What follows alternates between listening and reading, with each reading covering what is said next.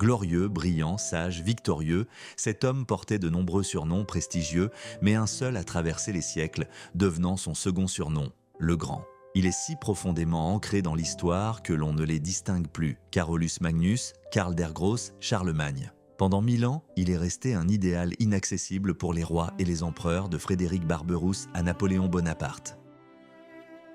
Mais si l'on met de côté les épithètes pompeuses et que l'on s'en tient aux faits, une question étrange, presque paradoxale, se pose. Pourquoi, au juste, un tel honneur ? Ses conquêtes furent éphémères et commencèrent à s'effondrer presque aussitôt après sa mort. Ses réformes administratives ne firent guère plus que reprendre les décrets de ses ancêtres. L'économie stagna sous son règne, et les historiens modernes emploient de plus en plus l'expression « renaissance carolingienne » entre guillemets, non sans ironie. Quel est donc le secret de cette grandeur qui est restée intacte pendant 11 siècles ? Ne tirez pas de conclusions hâtives. La véritable essence des grands événements historiques est rarement évidente. Le roi Franc-Charles, fils de Pépin le Bref, a subi la plus dure des épreuves, celle du temps. Aujourd'hui, à Aix-la-Chapelle, ancienne capitale de son empire, un prix portant son nom est décerné chaque année à ceux qui ont apporté une contribution exceptionnelle à l'unité européenne. Mais le chemin vers cette unité fut sanglant et profondément encombré d'intrigues politiques. Même les contemporains de Charles étaient de partagés quant à leur opinion. Certains le saluaient comme le sauveur de la chrétienté, tandis que d'autres le maudissaient et prédisaient la damnation éternelle. Plus tard, la politique s'en mêla. Pendant des siècles, Français et Allemands courtisèrent Charles, le considérant comme le fondateur de leur nation, puis le renonçant avec véhémence. Durant les années de ferveur nationaliste et les guerres mondiales, les historiens allemands ne pouvaient lui pardonner l'extermination des Saxons, tandis que les Français lui reprochaient un germanisme excessif. Mais en réalité, Charles n'était ni allemand ni français au sens moderne du terme. Il était bien plus que cela. Pour saisir l'ampleur de ce chiffre, il faut observer une carte de l'Europe à la fin du Haut Moyen-Âge. C'est un véritable chaos. Le regard est ébloui par une profusion de royaumes, de duchés, d'évêchés et de marquisats. Mais à y regarder de plus près, on découvre quelque chose d'étonnant. Les noms des régions que nous connaissons aujourd'hui, Angleterre, France, Allemagne, Italie, Bavière, Bourgogne, Champagne, existaient tous au Xe siècle. Mais remontons 3 siècles en arrière, au VIe siècle, et toute ressemblance disparaît instantanément. Pas un seul nom familier, pas un seul État moderne. La période du 5e au 8e siècle nous apparaît aujourd'hui comme un cauchemar absurde. Guerres interminables, invasions sauvages, conflits civils sanglants et redécoupage incessant des frontières. Elle ressemble à un rêve irréel, dénué de toute logique. Et soudain, après ces siècles de folie, nous ouvrons les yeux et découvrons l'Europe. L'Europe moderne. Dans le creuset de ces bouleversements stériles sont nés de nouveaux peuples et de nouvelles entités politiques dont les fondements perdureront pendant des millénaires. Et au cœur même de cette gigantesque transformation se dresse la figure épique de l'empereur Franc. Sans lui, il est impossible de comprendre l'histoire de la France, de l'Allemagne ou de l'Italie. Son empire est devenu le pont par lequel le monde occidental a traversé les ruines de l'Antiquité pour atteindre la modernité. Mais pour comprendre exactement comment il a procédé, il faut remonter aux origines, au moment où la Grande Rome a commencé à s'effondrer en poussière. Pendant plus de 12 siècles, Rome fut le centre du monde. Elle absorba des civilisations et créa une réalité dont nous profitons encore aujourd'hui des fruits, du droit romain aux routes empruntées par les voitures modernes. Mais tout empire, tôt ou tard, connaît un déclin. Au IIIe siècle, la crise devint irréversible. Les réformes des empereurs, Dioclétien et Constantin n'apportèrent qu'un répit temporaire. Même l'instauration du christianisme comme religion d'État ne parvint pas à redresser la situation. Au contraire, à peine rétablie, l'Église elle-même devint le théâtre de violentes luttes intestines. Les Romains qualifièrent de barbares tous ceux qui vivaient hors de leurs frontières. Pendant des siècles, ils conquirent leurs terres, réduisant leurs habitants en esclavage. Mais avec l'affaiblissement de Rome, les rôles s'inversèrent. Les Germains nomades prirent au goût à la vie sédentaire et leurs chefs formèrent des armées capables de vaincre les légions légendaires. La grande invasion commença, une tempête à laquelle l'empire décrépit ne put résister. En 378, les Wisigoths mirent en déroute les forces romaines. En 410, ils s'emparèrent de la ville éternelle, un exploit qui ne s'était pas produit depuis 8 siècles. En 476, l'Empire romain d'Occident cessa officiellement d'exister. Odoacre, chef des mercenaires germaniques, déposa le dernier empereur, le jeune Romulus Augustule, et envoya les insignes impériaux à Constantinople. C'était la fin. Des ruines de la gloire passée, de nouveaux acteurs émergèrent, les Ostrogoths, les Vandales, les Burgondes, mais au milieu de ce chaos, une tribu se distingua destinée à leur survivre à tous, les Francs. Le terme même de Franc reste controversé. Certains le traduisent par brave, d'autres par sauvage et d'autres encore par libre. Ils se sont fait connaître au IIIe siècle, lorsque leurs troupes ont commencé à pénétrer en Gaule. Les Romains les ont parfois vaincus, parfois autorisés à s'installer aux frontières comme alliés. Les Francs se divisaient en Saliens qui vivaient près de la mer et en Ripuaires qui habitaient les rives des fleuves. Avec le temps, ces groupes disparates se sont unis pour former une puissante alliance tribale. L'ascension fulgurante des Francs est indissociable de Clovis de la dynastie mérovingienne.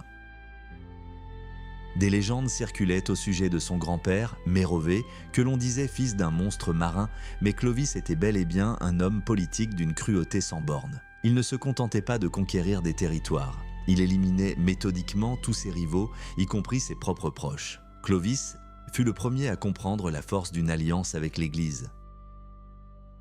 Tandis que d'autres tribus germaniques adhéraient à l'arianisme, considéré comme hérétique par la population locale, Clovis embrassa le christianisme dans sa forme orthodoxe. Ce fut un coup de maître. Il obtint aussitôt le soutien du clergé gallo-romain et transforma ses guerres de conquête en une cause sacrée. Lorsqu'il entra triomphalement dans la ville de Tours, vêtu d'une robe pourpre, le peuple l'acclama comme le nouveau consul, reconnu par Byzance elle-même. Pourquoi l'État franc a-t-il perduré alors que d'autres royaumes barbares disparaissaient les uns après les autres? Le secret résidait dans le fait que les Francs ne se sont pas fondus dans la population locale. Ils se sont installés de manière compacte, ont conservé leurs coutumes communautaires et, parallèlement, n'ont pas accaparé les terres de l'élite locale, préférant exploiter les domaines impériaux vacants. Cela leur a permis de bâtir des fondations solides sans renier leurs racines. Cependant, après la mort de Clovis, un événement faillit tout faire basculer. Conformément aux coutumes ancestrales, il partagea le pays entre ses 4 fils. Ce fut le début d'un cycle infernal de trahison, de meurtres et de guerres civiles. Les rois mérovingiens, aux longs cheveux, perdirent peu à peu leur pouvoir réel, sombrant dans le luxe et les intrigues. À cette époque, 2 mondes distincts, 2 branches d'un même peuple, commencèrent à se former à l'ouest et à l'est des termes franques. C'est à ce moment précis, alors que l'ancienne dynastie amorçait son déclin, qu'une nouvelle force émergea sur la scène historique. Une force qui allait bientôt donner naissance à un homme qui changerait à jamais le visage de l'Europe. Mais avant que Charlemagne ne devienne le Grand, ses ancêtres durent arracher le pouvoir aux rois affaiblis et prouver leur légitimité à régner dans un monde où seuls les plus forts survivent. La carte de l'Europe de cette époque offrait un tableau étrange. La Francie n'était plus un bloc monolithique. Des ruines de l'ancien monde commençaient à se dessiner les contours de 2 réalités distinctes, 2 branches d'un même peuple. À l'est, l'Austrasie gagnait en puissance, un pays oriental rude, dont le cœur s'étendait le long du Rhin et du Main. Face à elle se dressait la Neustrie, non pas la partie orientale mais occidentale, qui s'étendait sur les bassins de la Somme et de la Seine. Les frontières entre elles étaient aussi mouvantes que le brouillard sur les marais de Gaule. Mais c'est dans cette confrontation que se forgeait le destin futur du continent. Longtemps, ces terres, ainsi que la Bourgogne et l'Aquitaine, furent détenues par les mêmes mains. Les derniers souverains puissants de l'ancienne dynastie furent Clotaire II et Dagobert Ier. Dagobert, en effet, apparaissait à ses contemporains comme un second Clovis. Il apaisa les orgueilleux magnats, restitua les terres conquises au trésor et transforma sa cour parisienne en un centre de luxe et de splendeur. On le surnommait le Salomon des Francs. Il ourdit des intrigues en Espagne, négocia avec Byzance une attaque conjointe contre les Slaves et semblait tout-puissant. Mais c'est précisément dans l'ombre de cette grandeur que commencèrent à émerger ceux qui allaient bientôt effacer la dynastie mérovingienne de l'histoire. Il s'agissait des maires du palais, des anciens de la maison. Le gouvernement de cette époque était d'une simplicité extrême. Le roi considérait le pays comme sa propriété personnelle, il le divisait, le distribuait à ses proches et se souciait peu des besoins du peuple. Tout l'appareil du pouvoir reposait sur une poignée de serviteurs. Il y avait des maréchaux qui s'occupaient des écuries, des gardiens de l'or et des sénéchaux, littéralement des esclaves de haut rang. Mais la figure centrale était le maire du palais. Au début, il gérait simplement les domaines, mais peu à peu, tous les pouvoirs du gouvernement et des finances se concentrèrent entre ses mains. Tandis que les rois jouissaient de leurs titres, les mères du palais exerçaient le véritable pouvoir. Après la mort de Dagobert, une ère commença que les historiens appelleront l'âge des rois paresseux. Mais cette appellation est trompeuse, ces monarques n'étaient pas tant paresseux que profondément malheureux et incompétents. Le système était cruel. Couronnés dès leur plus jeune âge, contraints au mariage à 14 ans, ils devenaient pères et mouraient avant 25 ans, épuisés physiquement et mentalement. Ils étaient maltraités par ceux qui avaient arrangé ces mariages précoces et qui encourageaient délibérément leur vice afin d'accélérer la mort de ces jeunes souverains. Au milieu de ce chaos, un nouveau clan puissant émergea, les Pépinides. Ils ne se contentèrent pas de servir, ils consolidèrent leur pouvoir. Pépin d'Héristal, après avoir vaincu ses rivaux en 681, devint de facto le seul maître des trois parties du royaume. Les Mérovingiens devinrent de simples figurants, des figures de proue que l'on sortait de l'ombre uniquement pour les cérémonies officielles. Pépin était l'arrière-grand-père de Charlemagne, mais les fondements de l'Empire furent posés par son fils, Charles, connu dans l'histoire sous le nom de Martel signifiant « marteau ». Cet homme allait devenir le lien qui unifierait des tribus disparates en une entité plus grande. Son ascension vers le pouvoir ne fut pas sans embûches. Né hors mariage, il dut se battre pour son droit à l'existence dans un monde où la lignée était primordiale. Son père, Pépin d'Héristal, laissa derrière lui non seulement de vastes domaines, mais aussi une multitude d'ennemis qui rêvèrent de s'emparer de son héritage. À la mort de Pépin, Charles se retrouva en prison, jeté dans les cachots par sa propre belle-mère, désireuse de placer son fils sur le trône. Mais ce fut la principale erreur de la vieille aristocratie. Elle sous-estima Charles. Guerrier dans l'âme, il savait attendre, mais le moment venu, il frappa avec la précision d'un marteau de forgeron. Il s'évada de prison, rassembla ses fidèles et entreprit méthodiquement de reconquérir par la force ce qui lui revenait de droit. Ses adversaires, habitués aux rois efféminés, furent stupéfaits. Charles Martel ne se conformait pas aux règles de la cour mérovingienne. Il n'avait point besoin d'insignes royaux pour commander ses troupes. Il fut le premier à comprendre que la défense d'un État exigeait non seulement une suite, mais une armée professionnelle. À une époque où l'infanterie était encore considérée comme la force principale, Martel commença à s'appuyer sur la cavalerie. Il avait perçu l'évolution de la nature de la guerre et la possibilité que les menaces surgissent des directions les plus inattendues. Et la menace était véritablement terrible. Venant du sud, franchissant les Pyrénées, une avalanche de conquérants arabes déferlait sur les terres franques. Le califat omeyyade, qui avait conquis l'Espagne, était à l'apogée de sa puissance. Sa cavalerie, légère et rapide, semblait invincible. Nombre de nobles francs se préparaient déjà à voir leur terre devenir une province du califat. Mais Charles Martel était d'un avis contraire. Il comprit que s'il perdait, l'Europe chrétienne disparaîtrait.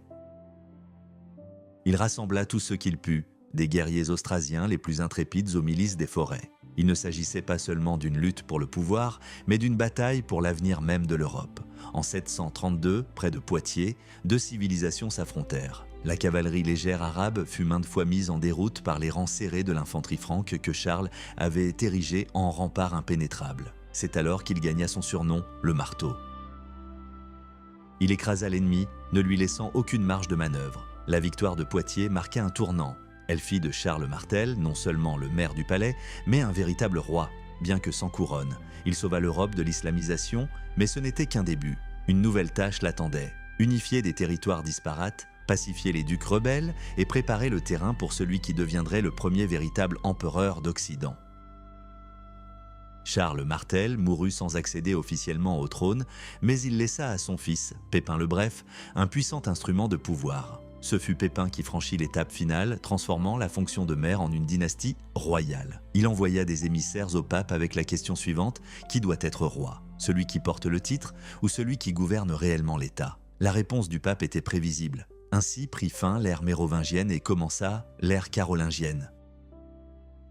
Mais rien de tout cela n'aurait été possible sans les fondements posés par Charles Martel. Pragmatiste inflexible, il considérait la politique comme un art de survie. Il ne bâtissait pas de palais, il levait des armées. Il ne rédigeait pas de lois, il instaurait l'ordre par la force de son autorité. Et lorsque son petit-fils, prénommé Charles, en hommage à son grand-père, naquit en 742, le monde était déjà à l'aube de profonds bouleversements. Le garçon grandit dans un climat où l'épée primait sur la plume et où la fidélité à un serment valait plus que l'or. Il s'imprégna des leçons de son père et de son grand-père, observant, comment, du chaos des guerres civiles, naissait une force durable. Il vit l'Église devenir un pilier du pouvoir et comprit que l'avenir appartenait à ceux qui sauraient unir l'épée et la croix. Charlemagne n'a pas seulement hérité d'un empire, il l'a reconstruit. Infatigable voyageur, il a parcouru personnellement ces territoires, s'intéressant à chaque détail, de la collecte des impôts à la création d'écoles monastiques. Homme de contraste, il était farouche au combat contre ses ennemis, mais profondément attaché à l'idéal des Lumières. Il a réuni autour de lui les plus grands esprits de son temps, invitant des érudits de toute l'Europe. Il souhaitait que ces sujets ne soient pas seulement des guerriers, mais aussi des personnes maîtrisant le latin, sachant lire et écrire. Bien sûr, ces réformes se heurtèrent souvent à l'incompréhension et à la résistance. La vieille noblesse refusait d'apprendre. Elle était habituée à régler les problèmes par la force. Mais Charles persévéra. Il avait compris que sans éducation, l'Empire ne pourrait survivre, même un siècle. Il posa les fondements de ce que nous appelons aujourd'hui la culture européenne. Et pourtant, malgré tous ses efforts, l'Empire demeurait un organisme fragile. Il reposait sur son charisme personnel, son énergie, sa capacité à être partout à la fois. Après sa mort, tout commença à changer. Ses fils, dépourvus de son talent, furent incapables de maintenir l'unité. L'Empire se fragmenta et une nouvelle ère s'ouvrit. Mais les graines semées par Charles germèrent. On oublie souvent que l'histoire ne se résume pas à des dates et des batailles. Elle est aussi celle d'hommes qui, dans les heures les plus sombres, décident de changer le cours des événements. Charlemagne était de ceux-là. Loin d'être un saint, il a commis des erreurs, il était un enfant de son époque brutale. Pourtant, c'est lui qui a transformé les ruines de Rome en fondation d'une Europe nouvelle. Et lorsque nous contemplons aujourd'hui une carte du continent, nous ne voyons pas seulement les frontières des États. Nous voyons l'héritage d'un homme qui a osé bâtir un empire là où tous les autres ne voyaient que chaos. L'histoire de Charlemagne est celle d'un homme capable de changer le destin de millions de personnes. C'est une histoire de pouvoir, de devoir, de foi et des épreuves liées à la première place. Le chemin vers la grandeur est semé d'embûches, et Charlemagne le savait mieux que quiconque. Sa vie est une leçon pour nous tous, un rappel que même dans les périodes les plus tumultueuses, la force de créer est toujours présente. Aujourd'hui, des siècles plus tard, nous continuons de nous interroger. Était-il véritablement un grand homme, ou sa grandeur n'est-elle qu'un coup de pub habile de ses biographes ? La réponse peut-être ne réside pas dans ses décrets, mais dans l'Europe elle-même qui vit encore selon les principes qu'il a jadis esquissés sur parchemin. Il a donné à l'Europe un nom, des frontières et un rêve d'unité qui, malgré les guerres et les conflits, perdure. Et c'est peut-être là que réside sa véritable immortalité. Né hors mariage, Charles Martel gravit les échelons du pouvoir à travers les murs des prisons et les effusions de sang. Sa propre belle-mère tenta de l'éliminer en l'enfermant dans un cachot, mais Charles n'était pas du genre à attendre passivement son sort. Il s'enfuit, rassembla des fidèles autour de lui et arracha son héritage des mains d'autrui. Tandis que d'autres nobles se disputaient droit et lignée, Martel, lui, prenait les armes. C'était un homme d'action pour qui l'acier était la seule arme. C'est lui qui stoppa l'invasion arabe à la bataille de Poitiers en 732, bloquant à jamais la progression de l'islam en Europe. Mais pour vaincre un ennemi invincible, il lui fallait une armée fondamentalement différente. Et c'est là que Martel initia une véritable révolution sociale. Il comprit que le temps des milices qui fuyaient au premier signe de danger était révolu. Il fallait des cavaliers professionnels, revêtus d'armure, mais d'où viendraient les fonds ? Charles commença à distribuer des terres à bail conditionnel, appelées bénéfices. Un homme recevait une parcelle de terre avec des paysans, mais en contrepartie, il était tenu de répondre à l'appel, à cheval et en armes. Ainsi naquit la chevalerie, un statut qui allait devenir le pilier du trône pour de nombreux siècles. Un seul problème se posait, il ne restait presque plus de terre libre dans le royaume. Martel fit alors ce que personne n'avait osé auparavant. Il s'empara des biens de l'Église. À cette époque, l'Église contrôlait près d'un tiers des terres arables. Charles entreprit des confiscations massives, invoquant la nécessité nationale. L'Église, soucieuse de se protéger de ses ennemis, devait en assumer les coûts. Le clergé le maudit, le traitant de tyran et de pécheur, mais Charles, fin politicien, n'entendit pas leurs protestations. D'une main, il confisquait les terres, et de l'autre, il imposait le christianisme au territoire nouvellement conquis. Son principal instrument était le missionnaire Boniface, qui reconnaissait ouvertement que, sans la crainte de l'épée de Charles, il n'aurait pu convertir aucun païen. À cette époque, les papes de Rome étaient de plus en plus inquiets. Byzance, et qui avait l'obligation formelle de les protéger, s'affaiblissait et perdait de l'influence en Occident. Les Lombards faisaient rage dans le nord de l'Italie, prêts à envahir Rome à tout moment. Les papes avaient besoin d'un nouveau protecteur, puissant, loyal et surtout suffisamment distant pour ne pas s'immiscer trop souvent dans les affaires de l'Église. Rome tourna son regard vers le nord, vers les Francs. Grégoire III envoya même à Charles Martel les clés symboliques du tombeau de Saint-Pierre. C'était un appel à l'aide direct et désespéré. Charles reçut l'ambassade avec les honneurs, mais n'était pas pressé de faire la guerre aux Lombards. À cette époque, ils étaient alliés ses alliés. Une véritable alliance entre Rome et l'État franc se concrétisa sous le règne de son fils, Pépin le Bref. Pépin était de petite taille, mais possédait une volonté de fer et une ambition démesurée. Il ne voulait pas être un simple roi de l'ombre, il convoitait la couronne. Mais comment renverser une dynastie légitime qui régnait depuis des siècles? Pépin agit avec ruse. Il envoya des émissaires au pape Zacharie avec une question qui sonnait comme un jugement. Est-il juste d'appeler roi ceux qui n'ont aucun pouvoir? Le pape, en quête de protection, répondit exactement comme Pépin l'espérait.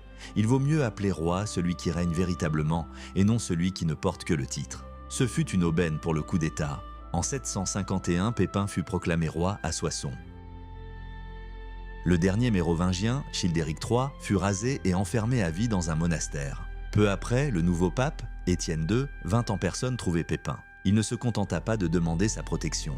Il oignit Pépin et ses fils, leur imposant une stricte interdiction ecclésiastique d'élire des rois issus d'une autre lignée. Ainsi naquit la dynastie carolingienne. Pépin tint parole, il vainquit les Lombards et octroya au pape les terres qui allaient former le socle des États pontificaux.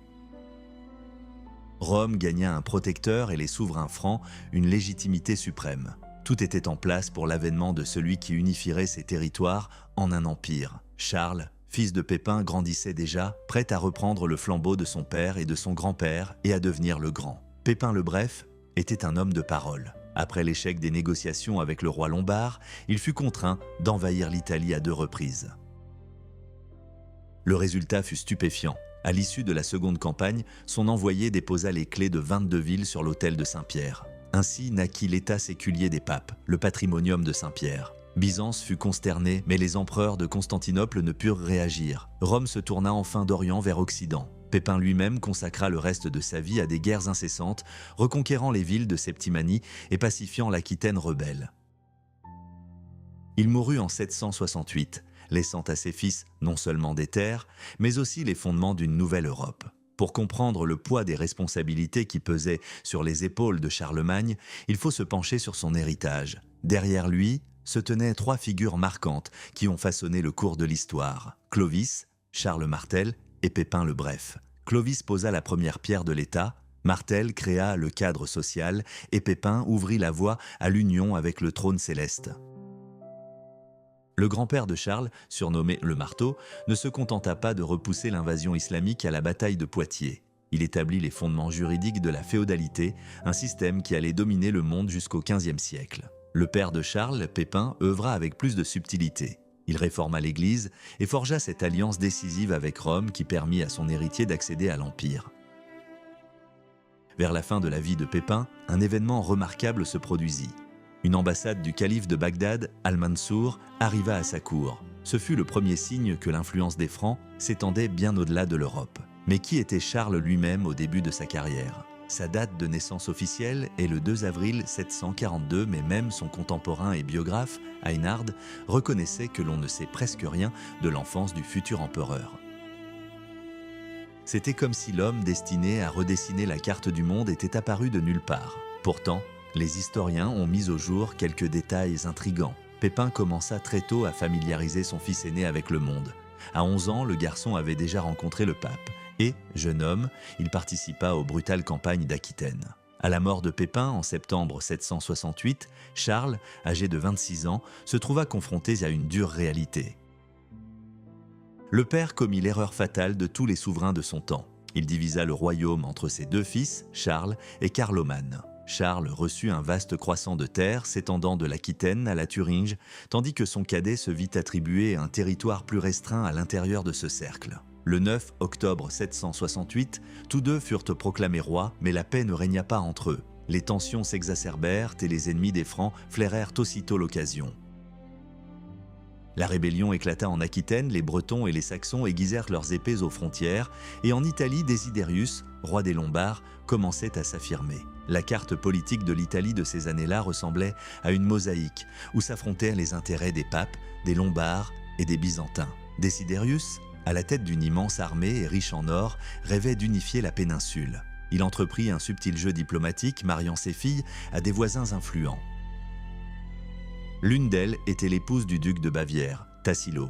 La Bavière était formellement subordonnée aux Francs, mais Tassilo agissait en souverain indépendant, bafouant ses serments d'allégeance. Cette alliance bavaroise-lombarde devint une menace directe pour l'existence même de l'État franc. Comment le jeune Charles réagit-il face à cette situation critique? Étonnamment, pendant les 3 premières années, il sembla plongé dans une torpeur quasi totale.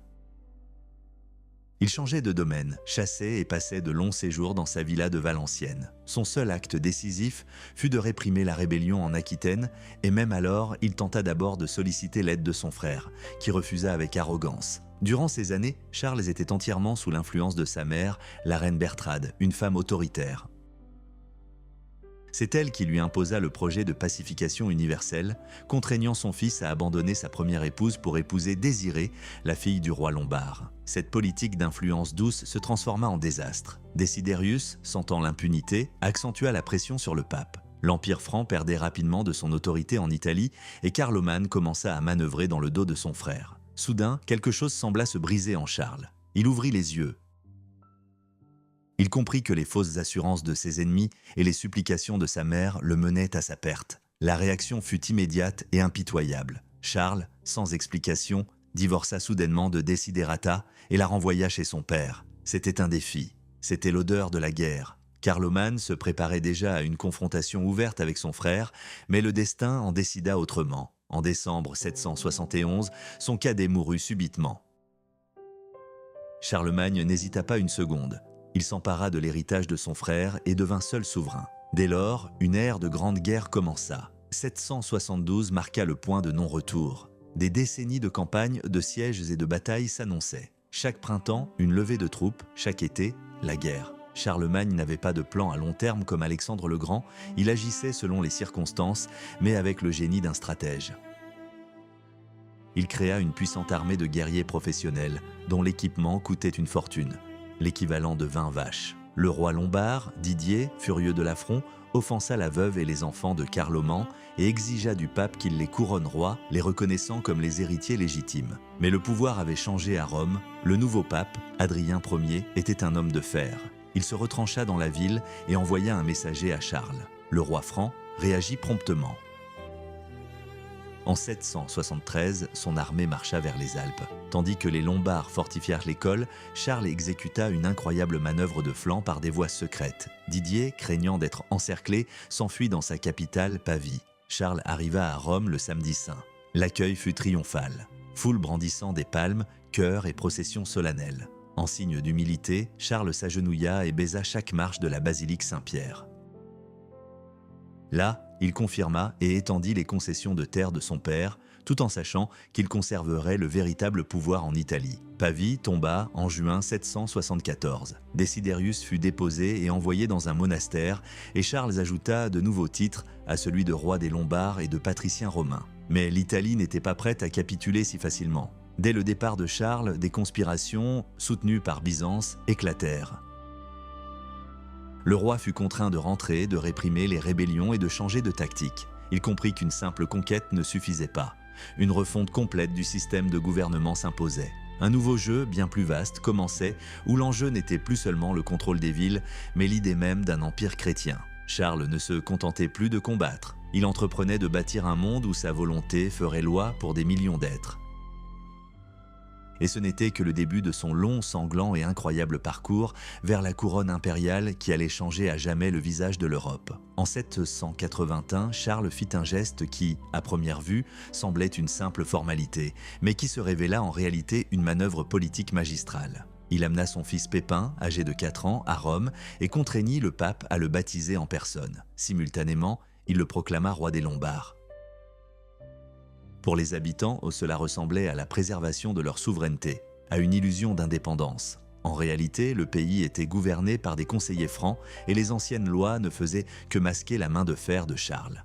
Mais l'Italie est un tissu d'intrigues complexes. Et au sud, dans le duché de Bénévent, une conspiration se tramait déjà, menaçant de réduire à néant tout ce que Charles avait entrepris de bâtir dans cette Europe patchwork. Le duc Arichis, époux de la fille du roi vaincu Desiderius, n'avait aucune intention de se soumettre. Cet homme possédait tous les atouts pour réussir.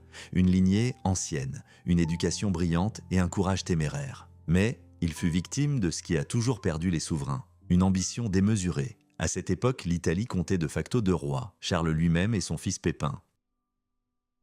L'émergence d'un troisième acteur, avec Byzance en toile de fond, était une épine dans le pied des Francs. Le pape Adrien, littéralement submergé de dénonciations contre le duc turbulent, donna l'alerte. Charles ne perdit pas de temps. Début 787, il était de retour à Rome. La décision était irrévocable, anéantir les derniers Lombards libres. Arichis, réalisant qu'il ne pouvait compter sur personne, changea brusquement d'avis. Il envoya son fils aîné auprès de Charles avec des montagnes d'or et des vœux de fidélité éternelle. Charles prit l'or, garda son fils en otage, mais ne déploya pas son armée. Il franchit la frontière et établit son camp à Capoue. Le duc s'enfuit à Salerne et envoya son second fils, le suppliant de ne pas ravager le pays. Cette fois, Charles fit preuve de clémence mais à un prix élevé. Un tribut annuel de 7000 solidi d'or et une soumission totale. L'incident semblait clos. Charles célébra Pax à Rome et, la conscience tranquille, prit la direction des Alpes. Cependant, avant même que la poussière soulevée par les sabots de ses chevaux ne se soit retombée sur les routes, le perfide Bénévent rompit tous ses vœux. Il s'allia aux Grecs, revêtit l'habit byzantin et se prépara à une nouvelle guerre. Le nord du pays trembla. Tout ce que Charles avait mis des années à bâtir était désormais menacé. Mais le destin s'en mêla. En août de cette année-là, Arichis mourut subitement, et un mois plus tôt, son héritier avait disparu. Charles comprit aussitôt la situation. La conspiration byzantine avait échoué, et le nouveau duc, Grimoald, était déjà prisonnier. Le pape Adrien, pris de panique, supplia Charles de ne pas libérer Grimoald et de se présenter au printemps avec une immense armée, mais le roi, plus froid et calculateur, se contenta d'obliger le nouveau duc à se raser la barbe à la franque en signe de soumission et le renvoya chez lui. Et Charles avait vu juste. Lorsque les Byzantins débarquèrent en Calabre, c'est Grimoald qui les accueillit, l'épée à la main. 4000 Grecs gisaient eux sur le sol italien. Ce fut un triomphe. Cependant, ce tonneau de miel cachait un grain de sable dans l'engrenage pour le pape. Adrien espérait que Charles lui accorderait les terres de promises, mais le nouveau maître de l'Europe n'avait aucune intention de céder ce qu'il avait conquis par la force. Au lieu de vastes territoires, le pape reçut la minuscule région sabine et une poignée de promesses vaines. Le pontife romain dut se rendre à l'amère réalité. Il avait tout simplement troqué l'empereur grec, si lointain, contre le roi franc, si proche et si sévère. Tandis que l'Italie était partagée, une nouvelle tempête se préparait au nord. La défaite des Lombards avait plongé le duc Tassilon de Bavière dans une situation désespérée. Son épouse, fille du roi déchu Didier, était consumée par un désir de vengeance incontrôlable. Tassilon se lança alors dans un jeu dangereux. D'une main, il prêta allégeance à Charles par l'intermédiaire du pape, et de l'autre, il signait des traités secrets avec les Avars, peuple nomade et sauvage. Charles feignit longtemps de ne rien remarquer, mais en 787, sa patience atteignit ses limites. Lorsque les ambassadeurs bavarois à Rome tentèrent d'éviter de signer les documents, le pape Adrien, furieux, excommunia Tassilo et bénit Charles pour la guerre. Le roi encercla la Bavière de troupes sur 3 côtés. Dès lors, il devint évident que la grandeur apparente du duc dissimulait un vide immense. Ses propres vassaux commencèrent à faire défection au profit des Francs. Tassilo se prosterna auprès de Charles, lui offrant des présents, mais son sort était déjà scellé. Un an plus tard, lors d'un procès à Ingelheim, ses propres sujets l'accusèrent de trahison. Le verdict était sans appel, la mort. Charles, refusant de verser le sang de son cousin, commua la peine capitale en une peine d'entrée dans un monastère. Tassilo, sa femme et leurs enfants furent tonsurés de force et l'indépendance de la Bavière fut à jamais perdue. L'Europe du Sud et centrale étant désormais pacifiée, Charles pouvait se consacrer pleinement à son ennemi le plus redoutable et implacable, les Saxons. Il ne s'agissait pas d'une simple guerre, mais d'un massacre qui allait durer 30 ans. Les Saxons vivaient dans les forêts et les marais impénétrables entre le Rhin et l'Elbe. Ils n'avaient pas de roi, mais ils étaient farouchement fidèles à leur Dieu et à leur liberté. Il pratiquait des sacrifices humains dans des bois sacrés et méprisait tout ce que les Francs avaient apporté. La première campagne de Charles, en 772, semblait être une simple opération punitive. Les Francs détruisirent la forteresse d'Eresburg et abattirent l'Irminsul, un pilier sacré que les Saxons considéraient comme le soutien de l'univers. Mais ce n'était que le début. Presque chaque année, Charles pénétrait dans ces forêts, incendiant des villages et construisant des forteresses, mais dès que son armée repartait, les Saxons se soulevaient à nouveau, massacrant les garnisons et incendiant les églises. C'est alors que Widukind entra en scène. Ce chef de la noblesse westphalienne devint un véritable cauchemar pour Charles. En 782, alors que le roi considérait déjà la Saxe comme conquise et y avait même nommé ses propres comtes, une rébellion d'une telle violence éclata que tout l'édifice du pouvoir franc s'effondra en un instant. Les Saxons, convertis au christianisme sous la contrainte, se mirent à massacrer les prêtres. Au mont Zuntal, l'armée franque subit une défaite cuisante. 2 généraux, 4 comtes et des dizaines de nobles guerriers périrent. La vengeance de Charles était glaciale. Il savait que s'il ne brisait pas la volonté de ce peuple sur le champ, il perdrait tout. Le roi se rendit à Weser et exigea l'extradition des coupables. Widukind parvint à s'enfuir au Danemark, mais les anciens, tremblants de peur, livrèrent 4500 de leurs compagnons. En un seul jour, dans la ville de Verden, ils furent tous décapités. Ce bain de sang devait servir de leçon pour l'éternité. De plus, Charles décréta la mort pour le refus du baptême, la mort pour la pratique de rites païens, la mort pour toute désobéissance. Pendant les 3 années suivantes, Charles vécut littéralement à cheval, ravageant la Saxe. Il hiverna même dans un camp militaire, chose qu'il n'avait jamais faite auparavant. Finalement, Widukind capitula.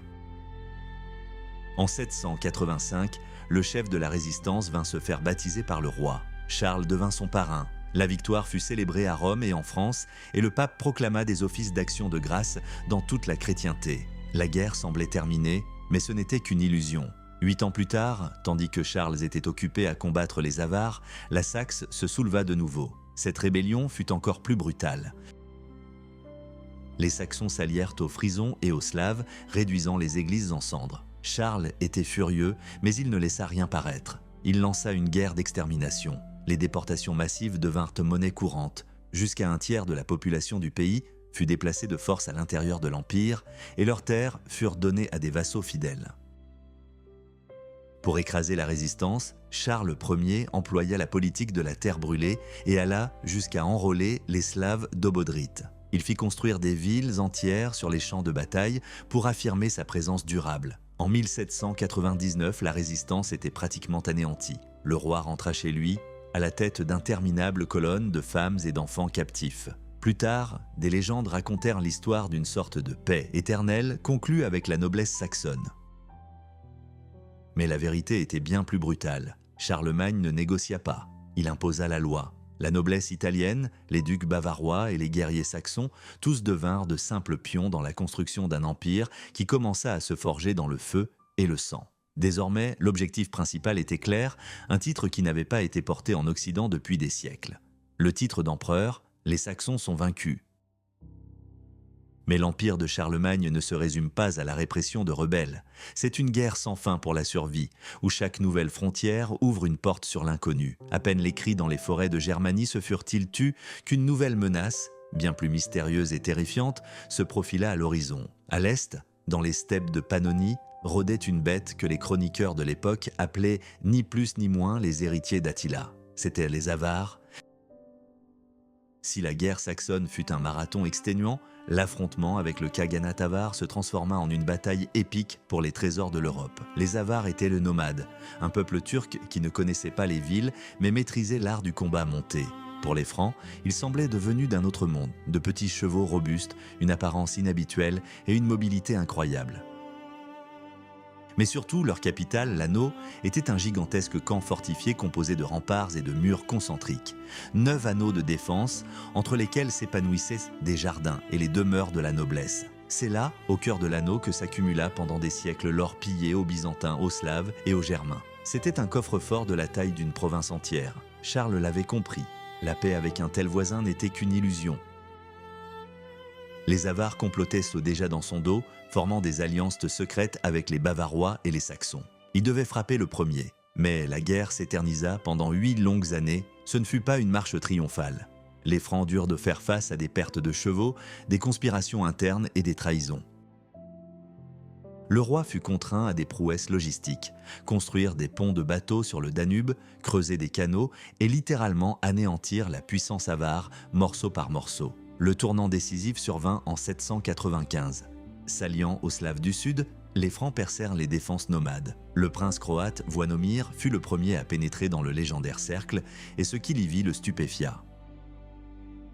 Des montagnes d'or, des vases d'argent, des pierres précieuses, tout ce qui avait été accumulé au fil des générations devint butin. Le coup de grâce fut porté par le fils de Charles, le jeune Pépin. L'or avare inonda l'Empire. Il transforma littéralement l'économie de l'État franc, permettant à Charlemagne de prodiguer des présents à ses fidèles vassaux et de faire construire des temples majestueux destinés à souligner son statut d'élu divin. Mais derrière l'éclat de l'or se cachait une vérité amère. La puissance avare avait été anéantie. Le peuple qui avait jadis semé la terreur en Europe disparut à jamais de l'histoire, ne laissant derrière lui que des légendes sur ses richesses. Charles était au sommet de sa gloire. Bavière, Saxe, Italie, tout était sous son contrôle. Mais il ne serait plus Charles s'il s'arrêtait là. Son regard était déjà tourné vers Rome, où le pape dépendait de plus en plus de lui, et vers Byzance, où les empereurs voyaient avec appréhension la puissance grandissante du roi franc. Il comprenait que le pouvoir acquis par l'épée devait être sanctifié. Il ne lui manquait qu'une chose, une couronne qui le placerait parmi les plus grands souverains du passé. Mais Noël 800 approchait, un jour qui allait à jamais scinder l'histoire européenne en un avant et un après. À Rome, sous les voûtes de l'ancienne basilique Saint-Pierre, Charles se préparait à accepter le fruit de ses guerres interminables. Un chemin pavé d'ossements ennemis et scellé par l'or des trésors conquis. Le roi des Francs devint empereur d'Occident. Et à cet instant, l'ancien monde s'effondra définitivement, laissant place à une nouvelle réalité où la volonté d'un seul homme faisait loi pour des millions. Tout ce qui s'est passé durant ces décennies, des exécutions de Verdun à la tonsure du duc de Bavière, n'était qu'une préparation à ce moment. Charlemagne ne se contentait pas d'étendre les frontières, il remodelait l'essence même du pouvoir. Il créa un système où chaque vassal, chaque évêque et chaque paysan connaissait sa place dans le vaste mécanisme qu'il avait mis en branle. L'Europe cessa d'être un ensemble chaotique de tribus. Elle devint un organisme unifié, vibrant au rythme des guerres et des réformes de Charlemagne. Et même lorsqu'il vieillira, lorsque son épée deviendra trop lourde pour ses mains, cet empire perdurera. Car Charles n'a pas seulement conquis des terres, il y a insufflé une nouvelle idéologie. Il a transformé le christianisme, d'une foi en un instrument de gouvernement, de la prière en loi.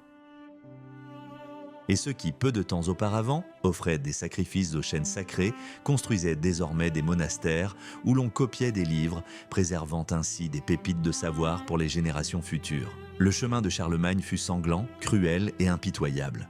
Mais c'est précisément ce chemin qui fit sortir l'Europe des ténèbres du haut Moyen-Âge pour l'amener à une ère qui, plus tard, le reconnaîtrait comme son père. Il ne chercha pas à se faire pardonner par l'histoire, mais la façonna, pas à pas, victoire après victoire, ne laissant derrière lui que la fumée des incendies et le tintement des pièces d'or. L'éternité s'étendait devant lui, et derrière lui, un monde qu'il avait fait renaître dans les flammes. C'était un empire bâti sur des ossements. Et pourtant, il devint le berceau de la civilisation occidentale moderne.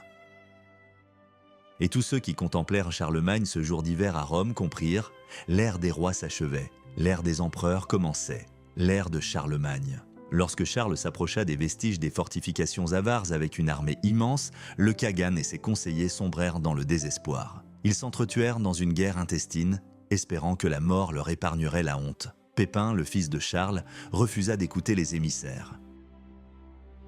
Il rasa Ring, la légendaire forteresse avare, et le butin fut emporté sur 15 lourds chariots. C'était plus qu'un simple pillage, c'était la fin d'un peuple. Les chroniqueurs écrivirent avec joie que les Francs avaient légitimement reconquis ce que les Huns avaient jadis illégalement pris à d'autres.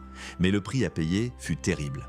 Les contemporains constatèrent qu'il ne restait plus un seul habitant en Pannonie.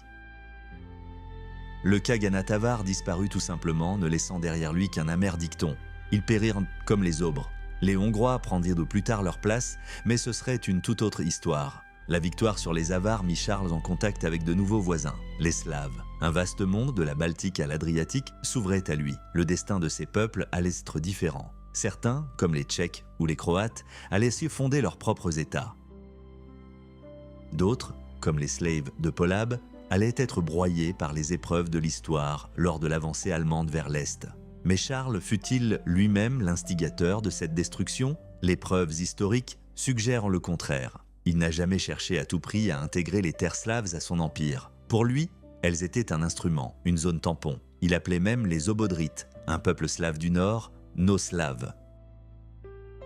Ce sont eux qui l'aidèrent à vaincre les Saxons les plus obstinés. En signe de gratitude, Charles leur offrit même des terres. La situation était bien différente avec les Lutiques, un peuple dont le nom signifie « féroce » ou « le loup ». Ces guerriers étaient inflexibles. Charles dut rassembler une coalition colossale de Francs, de Frisons et de Slaves pour soumettre les loups. Il les repoussa jusqu'au fleuve Péna, où leur prince, Dragovite, dut se rendre.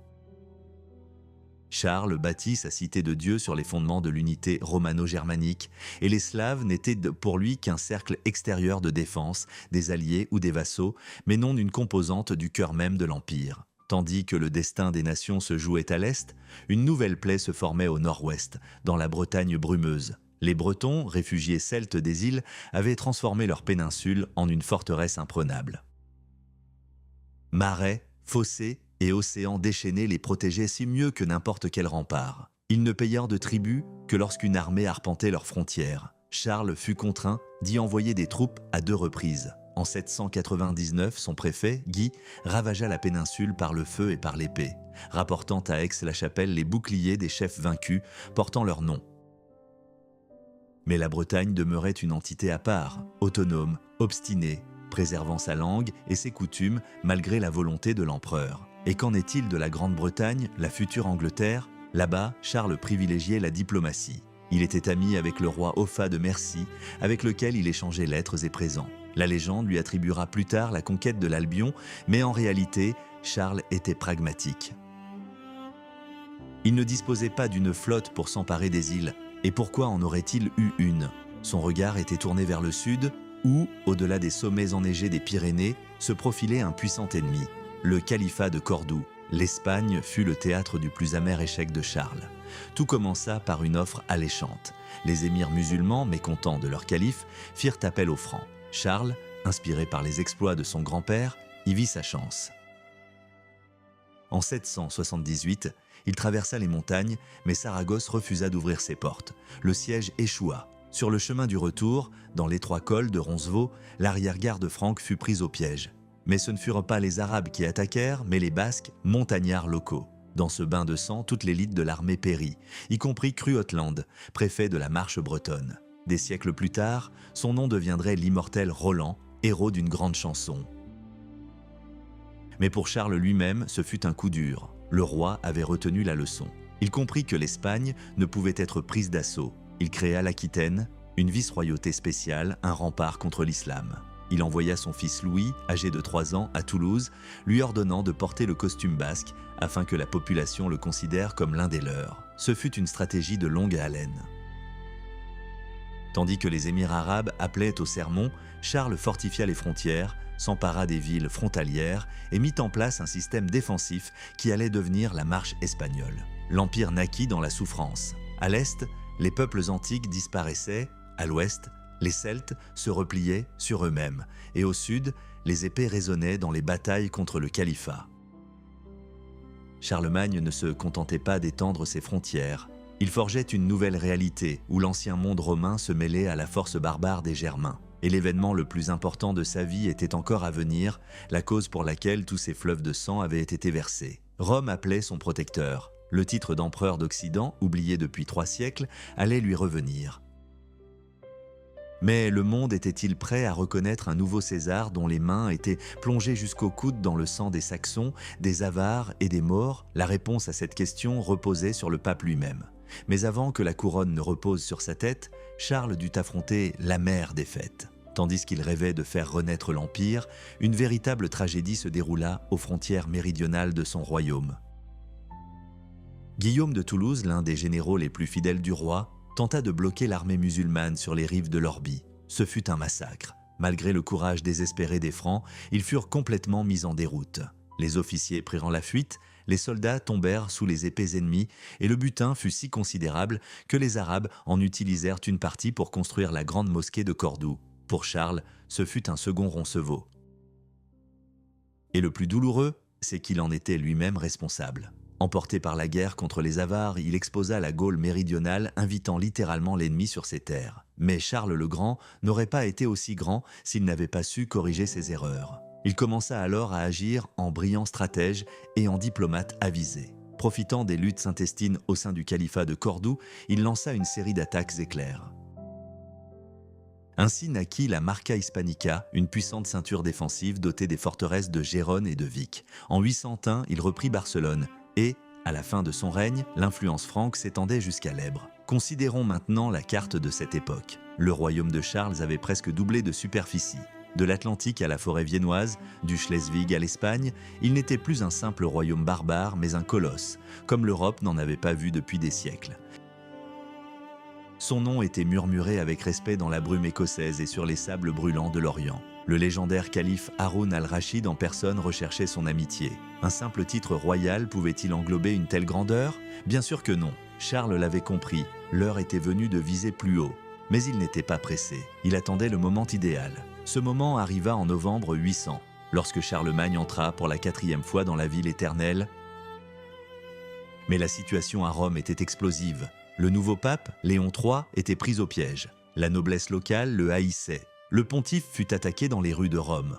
On le roua de coups, on tenta de lui crever les yeux et de lui arracher la langue. Léon III, ensanglanté, se réfugia auprès de Charlemagne et le roi franc fut contraint d'assumer la fonction de juge suprême. Pendant une année entière, Charles patienta. Il ne se précipita pas pour sauver le pape.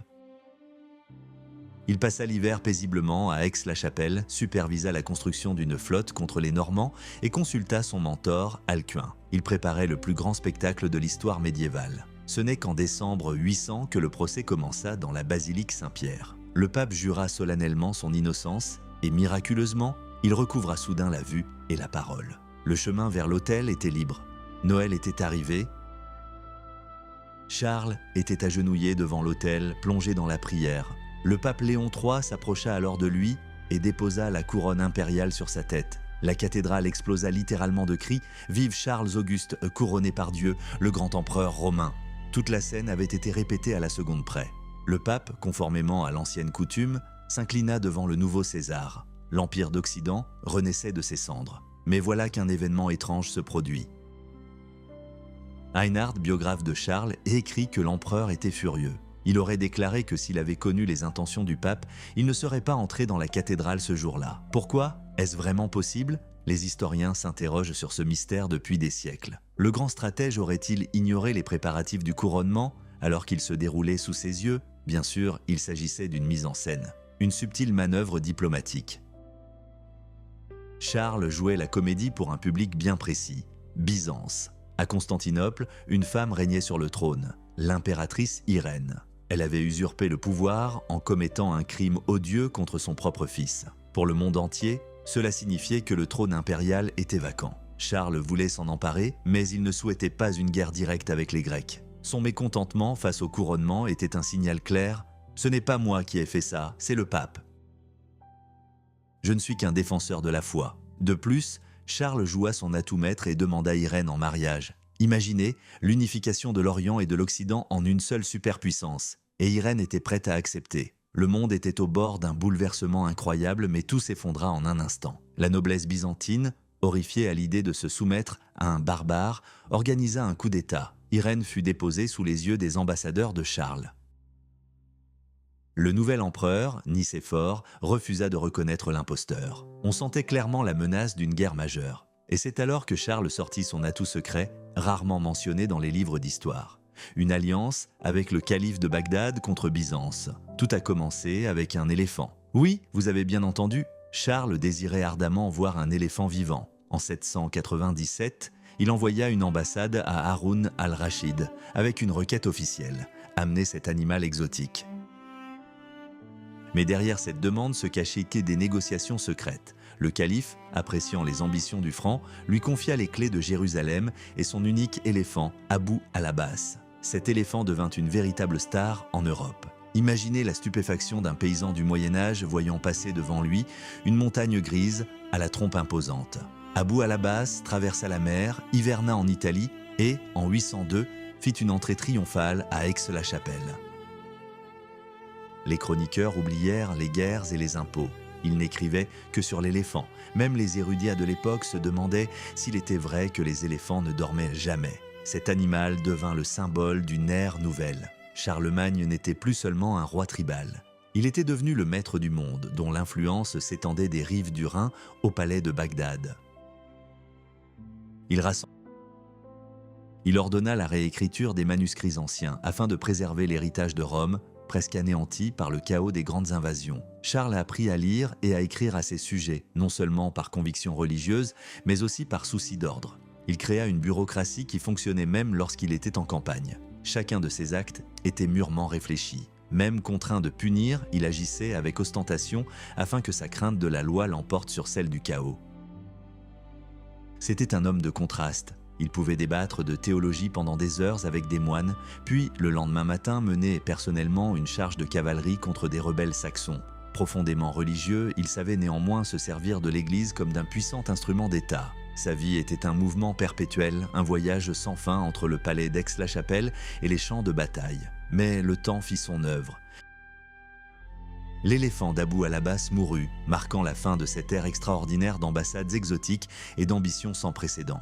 La santé de l'empereur commença à décliner. Il séjournait de plus en plus souvent à Aix-la-Chapelle, observant son empire, bâti sur les épées et les parchemins, se soumettre à ses propres lois. Il constata que ses fils, élevés dans le luxe et le pouvoir, n'avaient plus la force de caractère qui lui avait permis d'unifier l'Europe.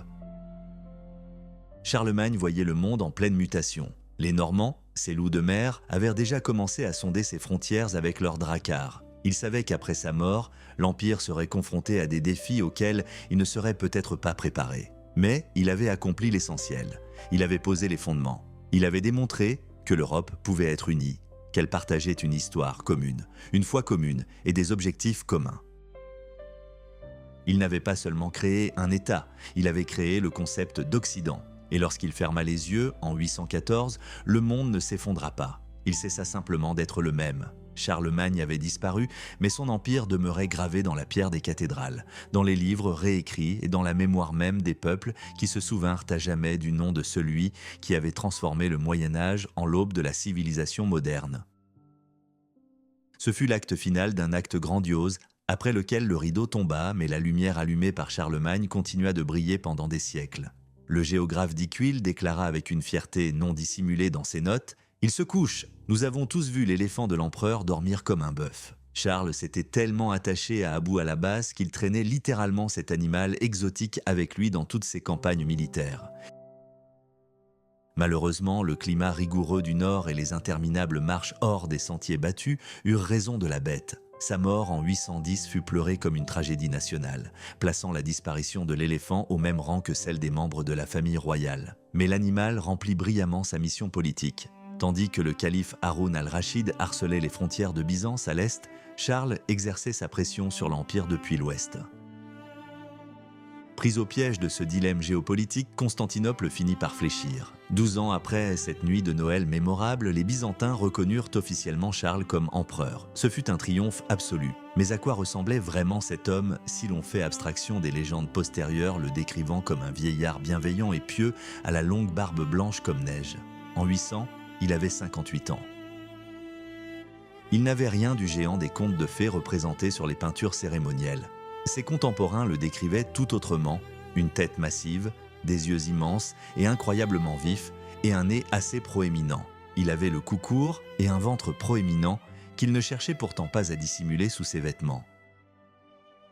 Charles se rasait la barbe, ne conservant qu'une longue moustache franque, et possédait une voix remarquablement ténue, presque faible, qui contrastait fortement avec sa carrure puissante et trapue. Pourtant, sous cette apparence vivait un génie qui sut unir les fragments du monde romain à l'énergie frénétique des barbares. Il ne se contenta pas de porter une couronne. Il créa littéralement l'Europe telle que nous la connaissons aujourd'hui.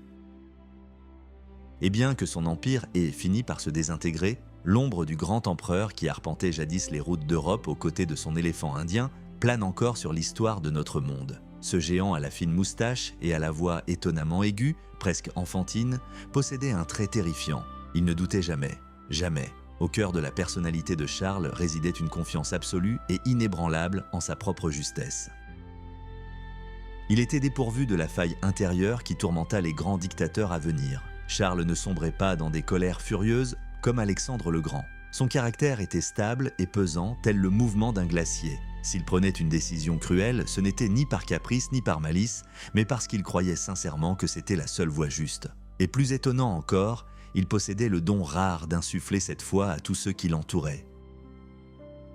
Les gens le suivaient non seulement par peur, mais aussi parce qu'autour de lui, le monde paraissait compréhensible, logique et ordonné. Malgré son autoritarisme, Charles savait apprécier la loyauté. Il n'était ni méfiant ni paranoïaque. Si un ami proche commettait une erreur, voire un crime grave, l'empereur ne se précipitait pas pour l'exécuter. Il savait pardonner à ceux qui avaient prouvé leur loyauté au fil des ans. À l'annonce de la mort du pape Adrien, avec lequel il avait eu de nombreuses disputes houleuses, cet homme de fer fondit en larmes. Il était presque impossible de lui arracher une larme, mais l'affection sincère restait son point faible. Il prit soin du savant Alcuin jusqu'à son dernier souffle, même si ce dernier critiquait ouvertement les agissements de l'empereur. Charles s'entourait de ceux qu'il aimait vraiment, Eynard, Théodulphe, Angilbert. Pour lui, l'Empire était avant tout une grande famille, au sein de laquelle il se comportait comme un père sévère mais juste. Dans la vie de tous les jours, Charles frappait par sa simplicité. Point d'opulence byzantine ni de chambres dorées au quotidien. Ses vêtements de tous les jours étaient presque identiques à ceux d'un franc ordinaire. Une chemise de lin, un pantalon assorti, des guêtres et des sandales. Par-dessus, une tunique courte et un manteau de fourrure pour se protéger du froid. Ses seuls bijoux étaient des bracelets de cuivre et une poignée d'épée en argent. Il avait l'allure d'un soldat, même assis sur le trône. Il arborait l'opulence comme un masque uniquement lors des grandes fêtes ou lorsqu'il devait impressionner les ambassadeurs étrangers. Alors, il portait des diadèmes et des robes brodées d'or, mais dès que la partie officielle de la cérémonie était terminée, l'empereur retrouvait avec soulagement sa tenue sobre.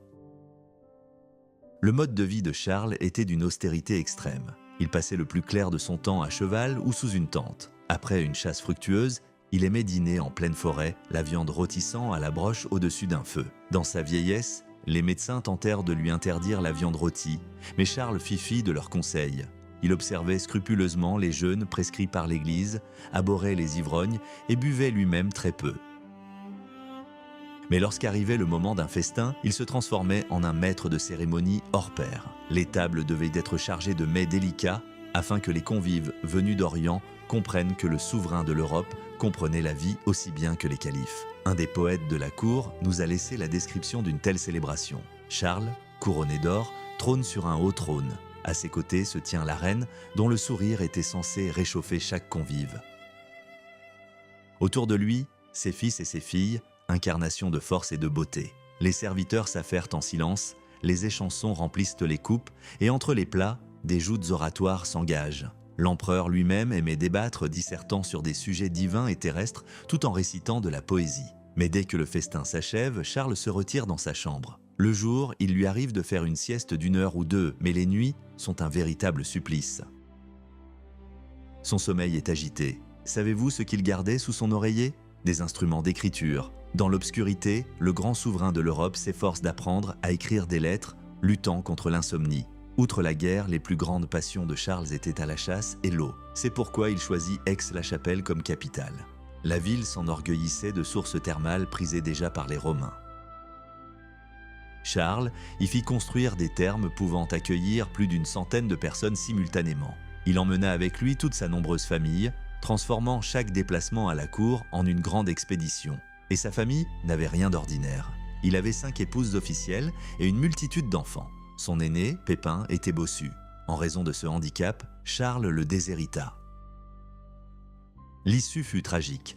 Pépin le bossu se joignit à un complot contre son père et finit ses jours dans un monastère. Ses autres fils, Charles, Pépin et Louis, furent élevés comme futurs souverains. Mais la couronne revint finalement à Louis seul, les autres étant décédés avant leur père. Mais l'histoire la plus étrange concernait ses filles. Elles étaient 5 et Charles refusa catégoriquement de les marier.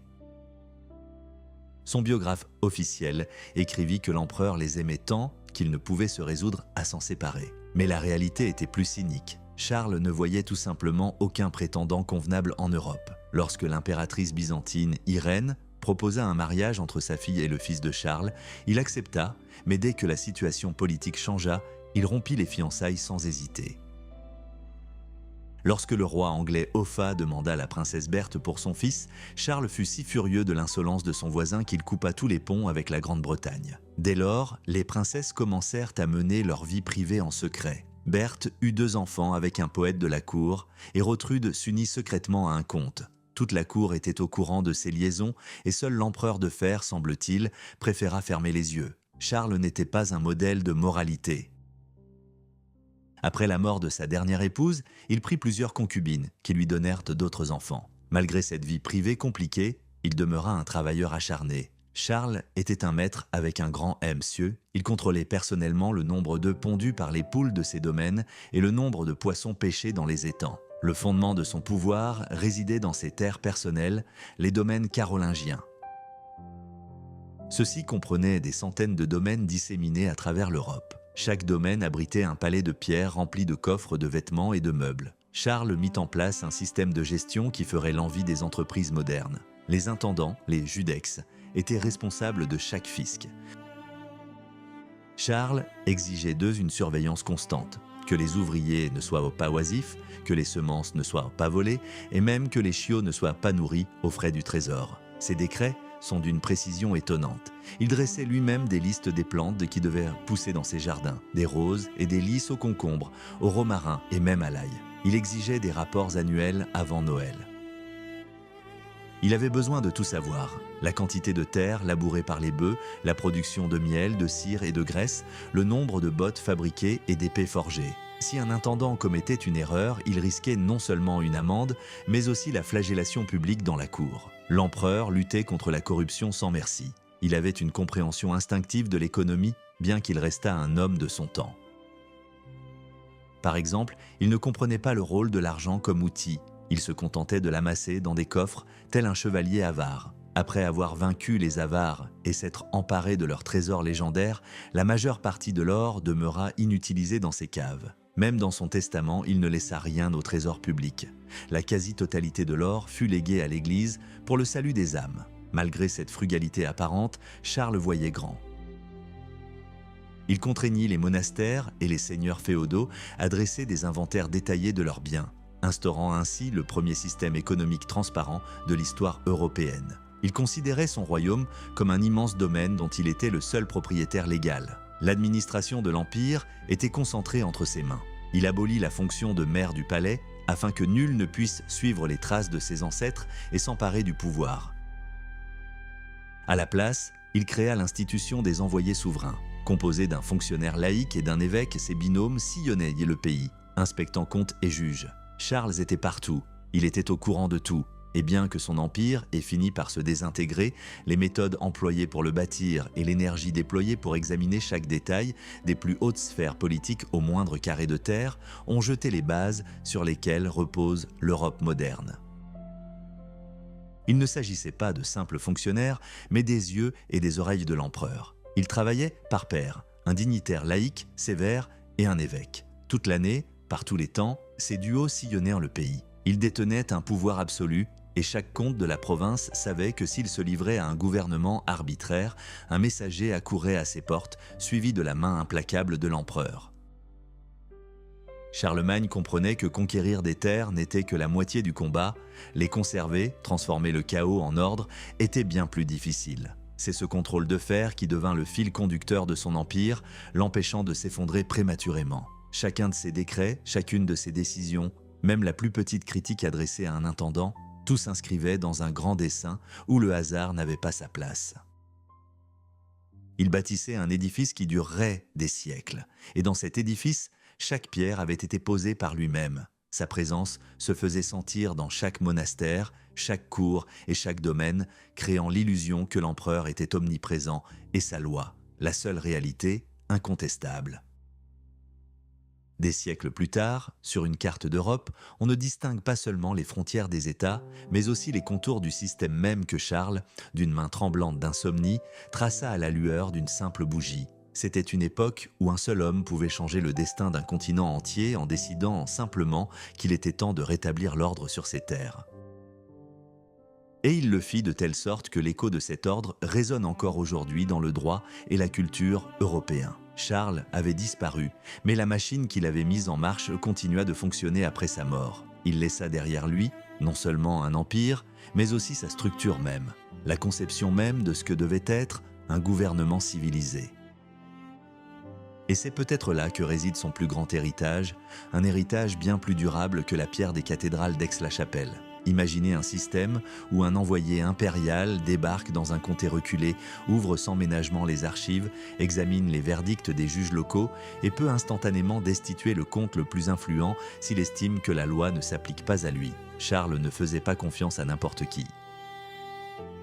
Il ne nommait à ses postes que ceux dont il était absolument certain de la loyauté. C'est ce réseau de confidents de confiance qui, en 802, contraignit toute la population de l'Empire à prêter allégeance à l'empereur. À cet instant, le statut de Charles cessa d'être un simple titre. Il devint une réalité incontestable pour chaque paysan des rives de l'Elbe aux Pyrénées. Mais Charles ne se contenta pas de punir ou de contrôler. Il redéfinit l'essence même de la justice. Auparavant, un comte était pratiquement un dieu dans son district et sa parole était incontestable. Charles obligea désormais ses souverains à inviter des scabini, des citoyens locaux respectés et sages, à leurs audiences. Le comte se contentait désormais de présider l'audience et la décision revenait à ses jurés. Si une affaire s'avérait trop complexe pour un esprit provincial, elle était directement portée devant la cour royale où l'empereur lui-même présidait. Naturellement, les vieilles habitudes eurent du mal à disparaître. Le prétendu jugement divin, où la culpabilité était prouvée en forçant une personne à tenir un fer rouge ou à se jeter dans l'eau glacée, était encore pratiqué. Cependant, Charles posait déjà les fondements d'un système judiciaire professionnel où la loi commençait à prévaloir sur la force brute. Il est remarquable de constater la remarquable souplesse dont ce guerrier autoritaire a fait preuve dans sa manière de gouverner.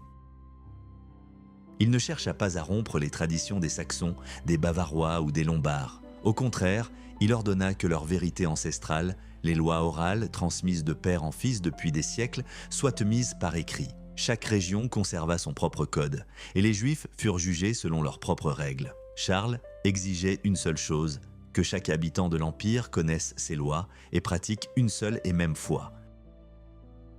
Cette combinaison unique de discipline de fer et de respect des racines conféra à l'Empire une résilience remarquable. Mais à quoi ressemblait la vie du citoyen lambda dans cet immense empire? Nous en savons malheureusement très peu. L'Europe était alors une terre de forêts infinies et de marécages périlleux. Les zones habitées semblaient de minuscules îlots dans cet océan sauvage. Les villes laissées par les Romains n'étaient en plus que de pitoyables reflets de ce qu'elles avaient été. Même les plus grandes ne comptaient de guère plus de 5 à 10 000 habitants. La plupart des gens vivaient regroupés dans des villages, luttant contre les éléments avec des charrues rudimentaires. Les récoltes étaient maigres et la famine fréquente. Charles tenta d'imposer un prix fixe au pain pour sauver les pauvres, mais ces décrets furent impuissants face aux caprices de la nature et à l'état déplorable des routes. Le commerce intérieur était quasi inexistant. On troquait des œufs contre des haches. Les marchandises de valeur, comme la soie byzantine, les perles indiennes ou les épices orientales, n'étaient importées que par des marchands professionnels, irlandais, juifs et génois. Ils transportèrent des esclaves, du vin et des animaux rares à travers des passages périlleux et des mers déchaînées. Charles favorisait ce commerce car le trésor prélevait un dixième de chaque transaction. Pour éviter l'effondrement de l'économie, l'empereur entreprit une vaste réforme monétaire. Il introduisit la livre d'argent, qui pesait environ 400 grammes et était divisé en 240 deniers. Ce système connut un tel succès qu'il perdura en Europe pendant près de 5 siècles. De plus, il établit des mesures uniformes de poids et de volume. La livre et le modius, un immense bol à grains, étaient exposés au palais et malheur à tout marchand dont le poids ne correspondait pas à celui de l'empereur. Cependant, Charles Quint est entré dans l'histoire non seulement comme réformateur économique, mais aussi comme grand pédagogue. Et c'est là l'un des aspects les plus ironiques de sa biographie. L'homme qui a créé le système éducatif moderne n'a jamais appris à écrire jusqu'à la fin de sa vie. Il dormait avec des tablettes de cire sous son oreiller, essayant d'écrire des lettres à ses moments de loisir. Mais sa main, habituée au poids d'une épée, refusait d'obéir. Pourtant, il parlait couramment le latin, comprenait le grec et adorait écouter saint Augustin lire. Charlemagne rêvait de créer une nouvelle Athènes. Il réunit à sa cour les plus grands savants du monde entier, d'Italie, d'Espagne et de Bretagne. Son principal collaborateur était l'anglo-saxon Alcuin, un brillant organisateur qui fonda l'Académie de la cour. Là, l'empereur, sa famille et les jeunes nobles étudiaient les 7 arts libéraux. Dans cette académie, tous étaient égaux, chacun se donnait un surnom inspiré des héros antiques. Charlemagne était David, Alcuin était Horace et le poète Angilbert était Homère. Leurs études s'apparentaient à des jeux intellectuels, où ils s'attaquaient à des énigmes sur la nature du monde et de l'homme. Mais la vision de Charles s'étendait bien au-delà du cercle de l'élite. Il ordonna l'ouverture d'écoles dans chaque monastère et diocèse. Ses décrets proclamaient que les enfants devaient apprendre à lire, à chanter et à compter. C'est ainsi que furent posées les bases de ce qui deviendrait, des siècles plus tard, les universités. Les moines se mirent à copier en masse d'anciens manuscrits, sauvant ainsi la littérature classique de l'oubli. Et c'est dans les scriptoria de Charles que fut créée la minuscule Caroline, une écriture claire et élégante qui devint le prototype des lettres que l'on voit aujourd'hui dans les livres et sur les écrans. Charles était un bâtisseur infatigable. Il souhaitait que sa capitale, Aix-la-Chapelle, rivalise avec Rome et Constantinople. Il ordonna la construction de ponts, de canaux et de palais somptueux. La cathédrale d'Aix-la-Chapelle, dont la construction dura 18 ans, devint le joyau de la couronne. Elle était ornée de marbre et de mosaïques importées d'Italie. Ses contemporains la qualifièrent de merveille d'une beauté exquise. Même à Jérusalem, il fit construire des auberges pour les pèlerins et des bibliothèques. Pourquoi un homme qui régnait déjà sur la moitié de l'Europe avait-il besoin de tout cela? La réponse se trouve dans son livre préféré, La Cité de Dieu de saint Augustin. Charles ne se contentait pas de bâtir un empire. Il bâtissait une théocratie. Il se croyait tenu de créer une société chrétienne idéale sur terre, où la paix, l'unité et la vérité seraient les principes fondamentaux. Il se voyait comme l'architecte de la cité de Dieu et son pouvoir comme un mandat direct du Créateur. Ayant accepté le titre d'empereur par la grâce de Dieu, il crut jusqu'à son dernier souffle être responsable du salut de l'âme de chacun de ses sujets. C'est précisément cette énergie fanatique, ce désir d'explorer tous les domaines, de la haute politique aux règles de grammaire dans les écoles catholiques, qui a jeté les bases sur lesquelles repose encore la civilisation européenne. Charlemagne mourut, son empire se désintégra, mais les idéaux d'unité, de droit et de lumière qu'il y insuffla ont traversé les siècles. Charlemagne ne portait pas simplement une couronne, il portait le poids de la responsabilité du salut des âmes de chacun de ses sujets. Il ne s'agissait pas d'un simple slogan politique, mais d'une conviction fervente, presque effrayante, que le Créateur lui avait personnellement confié le gouvernement du monde terrestre. Son mentor, Alcuin, nourrissait sans cesse ce sentiment, inculquant à l'empereur l'idée qu'il régnait sur une cité de paix éternelle purifiée par le sang du Christ. Selon ses contemporains, Charlemagne tenait entre ses mains 2 épées, l'une pour défendre l'Église contre les ennemis extérieurs, l'autre pour purifier la foi des erreurs intérieures. Une seule obsession imprégnait tous les décrets et lois de Charles, telle une veine palpitante, imposer la vérité sacrée par tous les moyens. Et quand on dit « par tous les moyens », ce n'est pas une exagération. Si la persuasion échouait, on recourait à la coercition. Charles se prétendait sincèrement un grand artisan de la paix, mais son monde reposait sur un contrôle absolu. Ses agents sillonnèrent l'Empire, traquant et imposant la vérité du souverain. Veuves, orphelins, mineurs, tous étaient censés se sentir protégés par l'empereur, mais derrière cette protection se cachait une main de fer. Charles Ier comprenait, par la vérité sacrée, le triomphe absolu du christianisme. Et c'est là que sa ténacité se mua en cruauté. Songez à l'histoire de la conquête des Saxons et des Avars. Homme de bon sens et nullement mauvais, Charles Ier devint un bourreau impitoyable face au paganisme. Il préférait anéantir un peuple plutôt que de le voir s'égarer. Des siècles plus tard, Frédéric Barberousse le qualifiera de véritable apôtre qui convertit les peuples à la fois par l'épée et par la parole. Mais derrière ce titre prestigieux se cachent des fleuves de sang et des décennies de terreur. Charles Ier instaura l'ordre au sein de l'État avec un zèle non moins ardent. Il considérait le soin de l'Église comme un devoir héréditaire transmis par son père et son grand-père. Mais il alla bien plus loin que ses ancêtres. Ses décrets réglementèrent la vie du clergé dans les moindres détails. Chasse, port d'armes, relations avec les femmes et fréquentation des lieux de débauche, tout cela était interdit aux prêtres. Un serviteur de Dieu devait devenir un modèle idéal, une icône vivante pour les laïcs. Les pasteurs indignes étaient défroqués sans hésitation. Pour soumettre le clergé à sa volonté, Charles III tripla le nombre de monastères durant son règne. Il nommait lui-même les abbés et exigeait l'uniformité.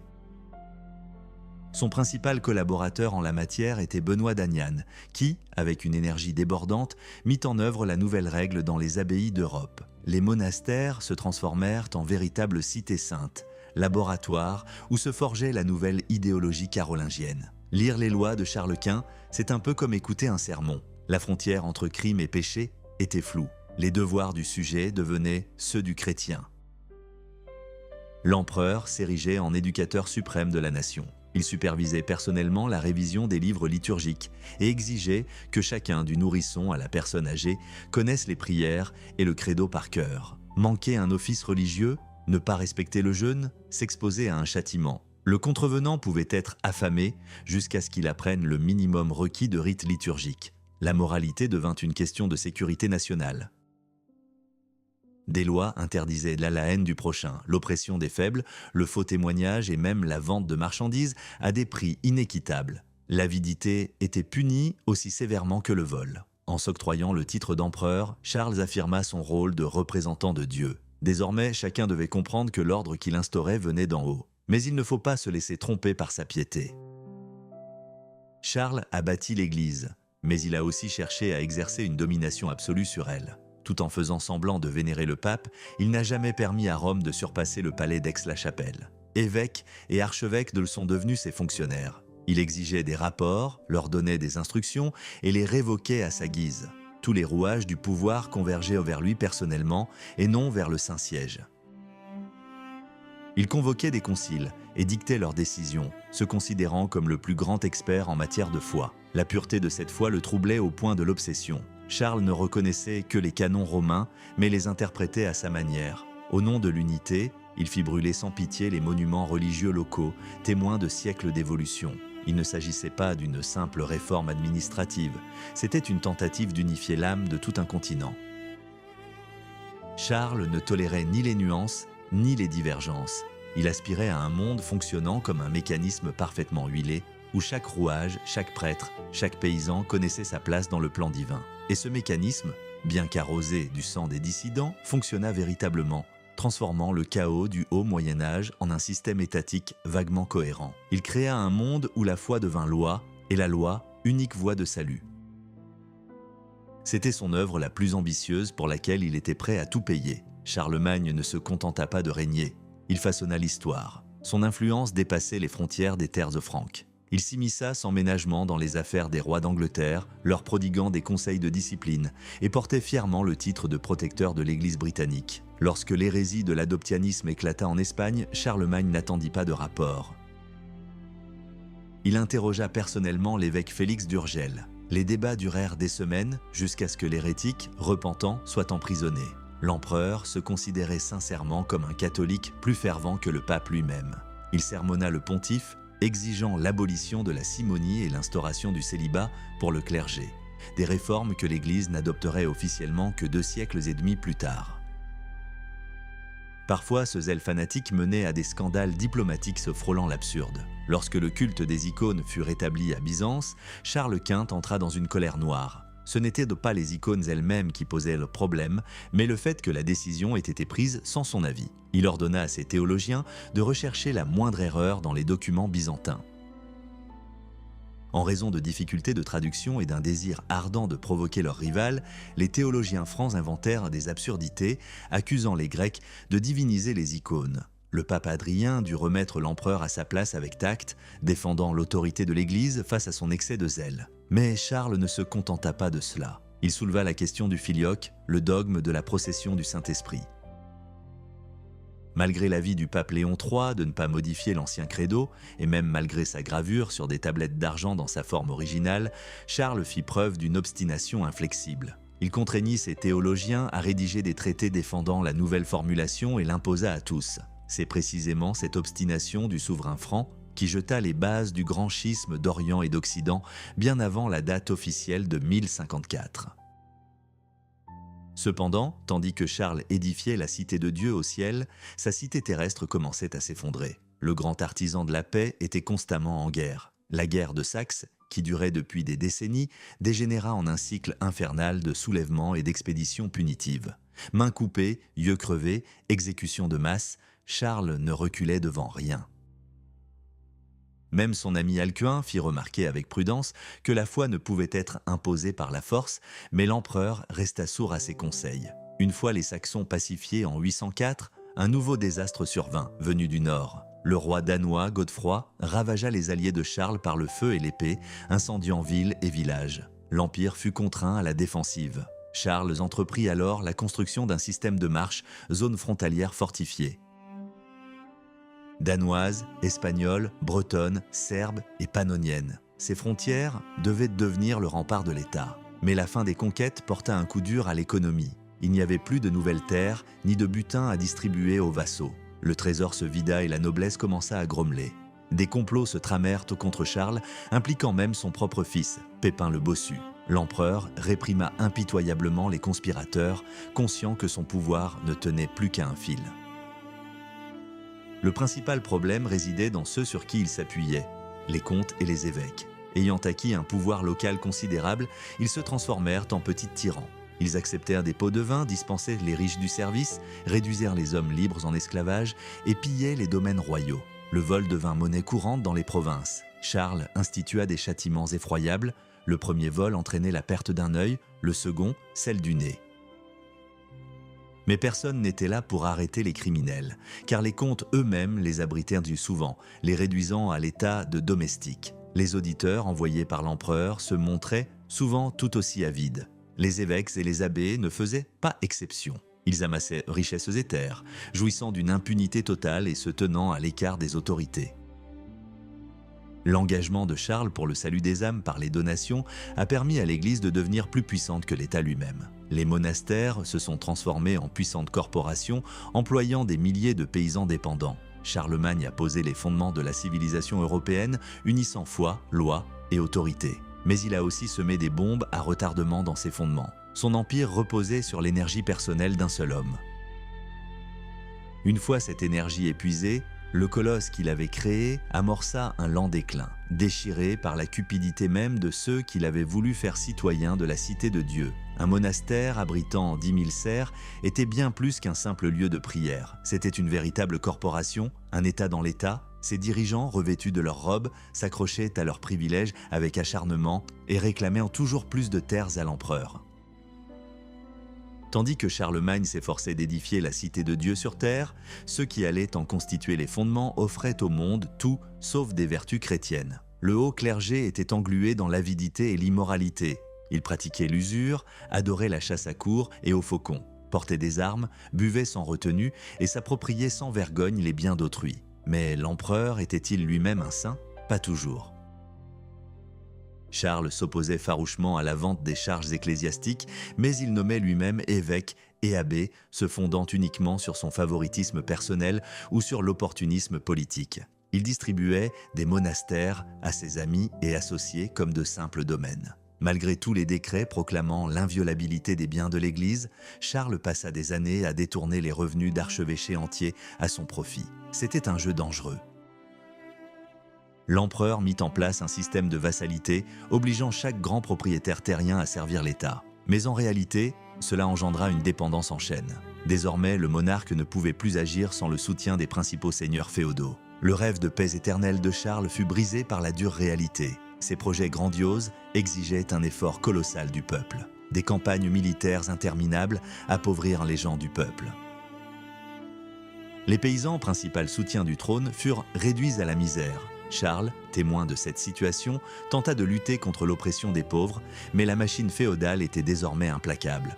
Au crépuscule de sa vie, le vieil homme comprit que son édifice s'était fissuré. Le déclin s'installait en lui et l'ombre de nouveaux ennemis planait déjà à l'horizon. En 812, lorsque les ambassadeurs byzantins reconnurent enfin son titre impérial, Charles était à l'apogée de sa gloire. Mais savait-il qu'il ne lui restait que 2 ans à vivre? La légende raconte qu'un jour, assis dans une ville portuaire, il aperçut d'étranges navires à l'horizon. Ceux qui l'entouraient les prirent pour des marchands, mais Charles les reconnut aussitôt comme des Normands, des pirates du Nord. Il pleura longuement à sa fenêtre, le regard tourné vers l'Est, et dit à ses soldats « Je ne crains pas ces gens insignifiants pour moi-même, mais je suis affligé de voir combien de troubles ils causeront à mes successeurs. » Jusqu'à son 70e anniversaire, Charles fut rarement malade, mais le temps finit par avoir raison de lui. Fièvre et boiterie transformèrent le puissant guerrier en un vieillard fragile.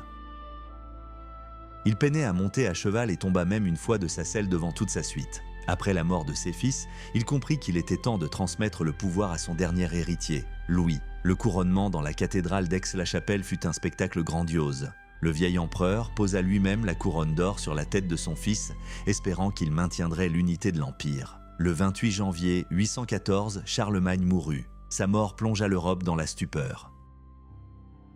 Des miracles furent rapportés. Une éclipse de soleil dura 3 jours, la foudre frappa le toit de la cathédrale et les cloches de toutes les églises se mirent à sonner d'elles-mêmes. La rumeur courut que l'empereur n'était pas mort, mais qu'il reposait dans son tombeau, sur un trône d'or vêtu de ses habits, l'épée à la main et l'évangile sur les genoux. On croyait qu'il s'était simplement endormi et qu'il reviendrait un jour sauver le monde de l'injustice. Ainsi naquit une légende qui perdura pendant des siècles dans les chants de ses exploits héroïques. Mais qu'advint-il réellement de l'Empire? Après le départ du grand bâtisseur, l'édifice commença à s'effondrer. Le nouvel empereur, Louis le Pieux, semblait être le souverain idéal. Grand, beau, instruit et profondément religieux. Il commença par purger la cour, congédiant les individus douteux, envoyant les sœurs frivoles dans des couvents et contraignant les nobles à se comporter décemment.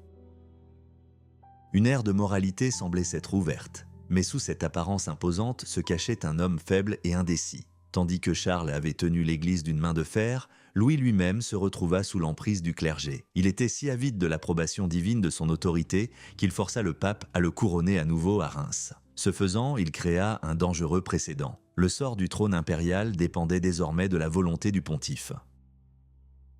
Louis était obsédé par l'unité, mais c'est lui qui a jeté les bases du schisme final. Louis avait 3 fils, Lothaire, Pépin et Louis. Comment partager l'héritage entre eux tout en préservant l'unité de l'Empire? Ce problème fut abordé au concile d'Aix-la-Chapelle en 817. Le document qui en résulta fut intitulé « Reconstruction de l'Empire ». Sur le papier, tout semblait parfait. L'aîné, Lothaire, devenait co-régent et futur empereur, et les cadets recevaient leur propre royaume tout en restant subordonnés à lui. Louis et ses conseillers assurèrent à tous qu'il ne s'agissait pas d'un partage mais d'une simple réorganisation. Mais en réalité, c'était un coup fatal porté à l'État unifié. Le principe d'un seul Dieu, d'une seule Église, d'un seul empire, que Charles avait si soigneusement bâti, était à jamais bafoué. Les cadets refusèrent d'obéir à leur aîné et les seigneurs féodaux n'attendaient qu'un prétexte pour désobéir au pouvoir central. Le monarque, faible et cherchant à plaire à tous, ouvrit la boîte de Pandore. Au lieu de la paix promise, une guerre de tous contre tous se profilait à l'horizon. Charlemagne n'a pas réussi à bâtir un paradis terrestre, mais il a accompli quelque chose de plus grand encore, unifier les peuples d'Occident, pourtant si divers. Il est devenu l'idéologue du monde actuel, avec ses États et sa culture. Ironie de l'histoire, c'est précisément son désir de grandeur et le système de vassalité qu'il a instauré qui ont finalement causé sa perte. L'Empire a survécu à son créateur. Dès que le cœur de Charlemagne a cessé de battre, son colosse a commencé à s'effondrer lentement sous son propre poids, se transformant d'un État unifié en la mosaïque de l'Europe future. L'héritage du grand Charles Ier revint à son fils Louis. Et si Charles était une épée d'acier tranchant les nœuds de l'histoire, Louis se révéla plus fragile comme du verre. En 1817, il signa un document au titre grandiose de « Constitution de l'Empire ». C'était une tentative désespérée d'éviter la catastrophe. Le plan semblait logique. L'aîné, Lothaire, deviendrait empereur suprême et les cadets recevraient leurs apanages tout en restant subordonnés à leurs frères. L'acte fut scellé par un serment et la bénédiction du pape en personne. L'ordre semblait rétabli, mais dans le contexte politique de l'époque, une signature sur un parchemin valait bien moins que l'ambition et la soif de pouvoir. Ce compromis ne satisfit personne. Les partisans de l'unité impériale se sentirent trahis, et les fils nourrissaient du ressentiment envers leur père, estimant avoir été lésés. Louis se retrouva pris entre deux feux, et la première étincelle jaillit là où on l'attendait le moins. Les documents avaient omis de mentionner Bernard, petit-fils de Charlemagne et roi d'Italie. Le neveu offensé ne se laissa pas faire et se rebella. La rébellion fut rapidement réprimée, mais le prix de la victoire fut fatal à la réputation de l'empereur. Bernard fut condamné à l'aveuglement. À l'époque, cette peine était considérée comme une alternative humaine à la peine de mort, mais les bourreaux d'Aix-la-Chapelle manquaient de savoir-faire byzantin. L'opération fut exécutée avec une telle barbarie que le jeune Bernard mourut dans d'atroces souffrances. Le peuple était horrifié. Pour expier sa faute, Louis commit un acte qui sapa considérablement son autorité. Il décida de se repentir publiquement. Le puissant empereur, héritier du grand Charles, se repentit publiquement, distribua des présents et pardonna à ses ennemis. Au lieu d'y voir un signe de sainteté, ses contemporains y virent une faiblesse. Le repentir d'Attigny fut le premier signe annonciateur de la vacillement du trône de Louis. Puis, la situation s'aggrava. En 1819, Louis devint veuf. Il songeait sérieusement à entrer dans un monastère et à renoncer à la vie mondaine lorsqu'il rencontra Judith. Cette belle et cultivée aristocrate de 29 ans, issue de la famille Hauwelf, fit littéralement tourner la tête de l'empereur de 50 ans. Au lieu d'une cellule, un mariage fastueux fut célébré. Et en 1823, le couple eut un fils, qu'ils prénommèrent Charles, en hommage à son grand-père. Bien plus qu'un enfant était né. Un problème était né, un problème qui allait engloutir l'Empire. Selon la loi de 1817, tout avait déjà été partagé entre les frères aînés. Où trouver des terres pour le petit Charles? La seule solution était de les soustraire aux aînés. Judith, comme toute mère, se battit pour l'avenir de son fils, manipulant habilement l'empereur épris.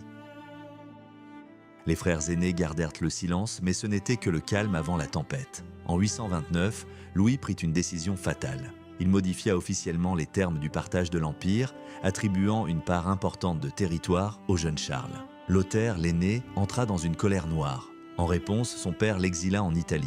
Ce fut le point de non-retour. Tous les fils issus de son premier mariage s'unirent contre leur père. Celui qui avait bâti la cité de Dieu devint le destructeur de son propre État. Un véritable chaos s'ensuivit. Magnates et seigneurs féodaux saisirent l'occasion de s'emparer des terres, passant d'un camp à l'autre. Les favoris régnaient en maîtres à la cour, à l'instar du comte Bernard de Septimand, dont la liaison secrète avec l'impératrice Judith était soupçonnée d'être une figure incontournable. Vers 830, les opposants de Louis s'étaient unis. Séparé de son épouse, son favori prit la fuite et l'empereur lui-même fut contraint de se repentir et de rétablir l'ancien partage des terres. Ce fut une capitulation totale. Mais la paix est-elle possible là où de telles ambitions sont en jeu? Louis, galvanisé par des partisans qu'il fallut littéralement acheter, proclama une fois de plus son refus des conditions imposées. Ses fils reprirent les armes. Le dénouement survint le 24 juin 1833 sur le Champ Rouge en Alsace. Les deux armées se firent d'aface. Les négociations, ou plutôt la corruption massive, se poursuivirent pendant plusieurs jours. Les fils de l'empereur, avec le soutien du pape, réussirent à attirer les soldats de leur père dans un piège. Dans la nuit du 29 juin, un événement inimaginable se produisit. La quasi-totalité de l'armée de Louis se replia sur le camp de ses fils. Au matin, l'empereur était pratiquement seul. Ce lieu est depuis lors appelé le Champ des Mensonges. Les jours les plus sombres de Louis étaient arrivés. Il fut arrêté et séparé une fois de plus de sa famille. Dans l'église Saint-Médard, il subit l'humiliation suprême, contraint de réciter publiquement la liste de ses péchés en prononçant « coupable » après chaque mot. On le dépouilla de son épée et de ses habits royaux et on le revêtit de la robe d'un pénitent. Lothaire triompha, mais il avait franchi la ligne rouge. La cruauté de ses fils provoqua une vague de sympathie pour leur père âgé. Même ses jeunes frères, Louis et Pépin, furent indignés par le comportement de Lothaire. L'Église y vit également un dangereux précédent. Finalement, Louis fut rétabli sur le trône, mais il n'était plus le même souverain. Sa seule passion était désormais son plus jeune fils, Charles. Pour lui, le vieil homme était prêt à tous les mensonges et à toutes les trahisons. À la mort de Pépin en 838, l'empereur déshérita ses enfants afin de donner les terres à Charles. Il s'attira les faveurs de Lothaire, son ancien bourreau, en lui demandant de protéger les intérêts de son favori. En 839, l'Empire fut de nouveau redessiné. Louis le Jeune, un autre fils, se retrouva sans ressources. Il leva une armée, mais la guerre était déjà terminée avant même d'avoir commencé. En juin 840, Louis le Pieux mourut. Personne ne pleura sa mort, pas même Charles, pour qui son père avait sacrifié l'honneur et la patrie. La mort de l'empereur marqua le début de la guerre des trois frères. Désormais, seuls Lothaire, Louis le Germanique et Charles le Chauve s'affrontaient. Lothaire voulait tout rafler d'un coup. Les frères cadets formèrent une alliance. Le point culminant fut la bataille de Fontenoy en 1841. Ce fut un véritable massacre, 40 000 morts. Les Francs s'entretuèrent avec une telle férocité que les contemporains observèrent un jeûne de 3 jours pour implorer le pardon de Dieu. Lothaire fut vaincu, mais ne se rendit pas. Charles et Louis se rencontrèrent alors à Strasbourg. Là se produisit un événement que les philologues considèrent comme la naissance des langues modernes. Afin d'assurer une compréhension mutuelle entre les deux guerriers, Charles prêta serment en vieux haut-allemand, tandis que Louis prêta serment en langue romane, ancêtre du français. Ce fut le premier document officiel attestant de la présence de langues différentes en Europe. En 1843, le traité final fut signé à Verdun. L'Empire fut divisé en 3 parties. Lothaire conserva le titre d'empereur, mais son état fut transformé en une longue bande de terre s'étendant de l'Italie à la mer du Nord. Louis reçut les territoires orientaux qui formeront la future Allemagne. Charles reçut les territoires occidentaux qui formeront la future France. Les contemporains pleuraient en contemplant les ruines pitoyables d'une grande puissance. Mais c'est de ces ruines que l'histoire moderne commença à émerger. Des processus ethniques, latents depuis des siècles, éclatèrent au grand jour. À la place de la France unifiée de Charlemagne, de nouveaux peuples émergèrent, les Français, les Germains, les Italiens. L'Empire s'effondra, faute d'unité interne. Il ne reposait que sur la force d'un seul homme. Une fois cette force disparue, la nature reprit son cours. Le colosse unifié laissa place à l'Europe que nous connaissons aujourd'hui, complexe, diverse et perpétuellement en conflit. Les Gallo-Romains devinrent finalement français, les tribus germaniques devinrent germains et le peuple franc disparut de l'histoire, ne laissant derrière lui que le nom d'une grande dynastie. L'Empire s'effondra, mais de ses ruines naquit quelque chose de bien plus puissant, la légende.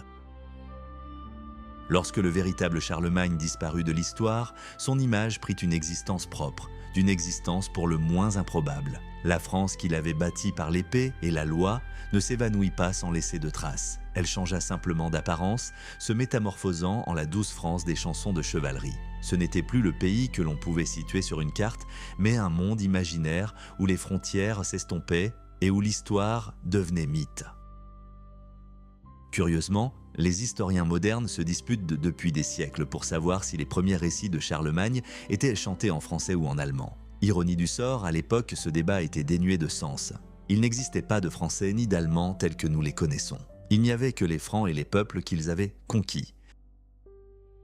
Les premières légendes furent écrites en latin et les chants populaires étaient entonnés dans des dialectes rudimentaires qui commençaient à peine à évoluer vers les langues modernes. Mais lorsque ces chants furent enfin mis par écrit, ils furent chantés en ancien français, laissant la traduction aux seuls voisins. Mais pourquoi l'image de l'empereur a-t-elle tant changé ? Dans les romans médiévaux, Charles et sa suite connurent une seconde vie bien différente de la première. Le véritable Charles ne portait qu'une moustache, tandis que les légendes lui prêtèrent une majestueuse barbe grise. L'empereur historique vécut 70 ans, ce qui tenait presque du miracle au 8e siècle, mais le folklore lui attribua 2 siècles. Il devint un vieillard éternel, ayant hérité des traits de son grand-père et de son petit-fils. La transformation affecta tout le monde. Sa mère, Bertrada, connue des contemporains comme une femme au destin tragique, devint Bertha Bigfoot dans la légende. Ses fils et petits-fils furent, dans la mémoire collective, soit des figures faibles et effacées, soit des intrigants rusés. Seuls quelques membres de l'entourage réel de Charles survécurent dans la légende, mais ils bénéficièrent d'incroyables liens familiaux.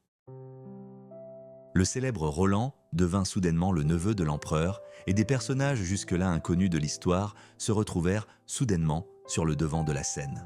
Traîtres, héros, magiciens et fidèles vassaux, tous gravitaient autour d'un seul point central, l'empereur invincible. Même dans la célèbre chanson de Roland, le protagoniste, à y regarder de plus près, reste Charles lui-même. La poésie médiévale ne déformait pas tant la réalité qu'elle ne l'exagérait. Vous savez comment le soleil couchant allonge les ombres des objets ? De la même manière, la postérité a transformé un puissant chef franc en un géant à la barbe grise, capable d'abattre un cavalier et sa monture d'un seul coup d'épée. Mais pour comprendre comment cela s'est produit, il faut remonter au moment où Charlemagne venait de quitter ce monde. L'exaltation commença presque aussitôt. Tandis que l'Empire s'effondrait, poètes et chroniqueurs de la cour rivalisaient d'épithètes. Ils s'efforcèrent de préserver une grandeur illusoire en transformant un homme réel, loin d'être idéal, en un symbole sacré. C'était une sorte de mécanisme de défense psychologique. Si la réalité était faite de conflits, de trahisons et de carnage, la légende, elle, devait présenter l'exact opposé. L'ordre, la foi, l'unité et la volonté inébranlable de l'empereur. Charlemagne devint peu à peu une figure quasi sainte pour les gens du Moyen-Âge, bien qu'il ne fût canonisé officiellement que des siècles plus tard. Son image devint l'idéal auquel tous les rois européens qui lui succédèrent furent contraints de se référer. Chacun d'eux aspirait à ressembler, ne serait-ce qu'un peu, à son illustre ancêtre, chacun cherchant à justifier sa légitimité en invoquant son héritage. Ainsi, Charlemagne atteignit une immortalité qu'aucune loi ni aucun traité ne pouvait lui conférer. Quand on observe la carte de l'Europe moderne, on y voit les frontières qui commencèrent alors à se dessiner, dans la fumée des batailles et le silence des scriptoria monastiques. On y voit les ruines mêmes qui, contre toute attente, devinrent les fondements d'une civilisation nouvelle. Et au centre de ce tableau, tel un noyau invisible, se dresse la figure d'un homme qui voulait tout unifier, mais qui ne laissa derrière lui qu'un grand rêve d'unité. L'histoire de l'Empire franc est bien plus que la simple chronique de la chute d'un État. C'est le récit de la naissance du monde dans lequel nous vivons, un monde où les frontières peuvent être contestées, et les langues, un outil d'émancipation.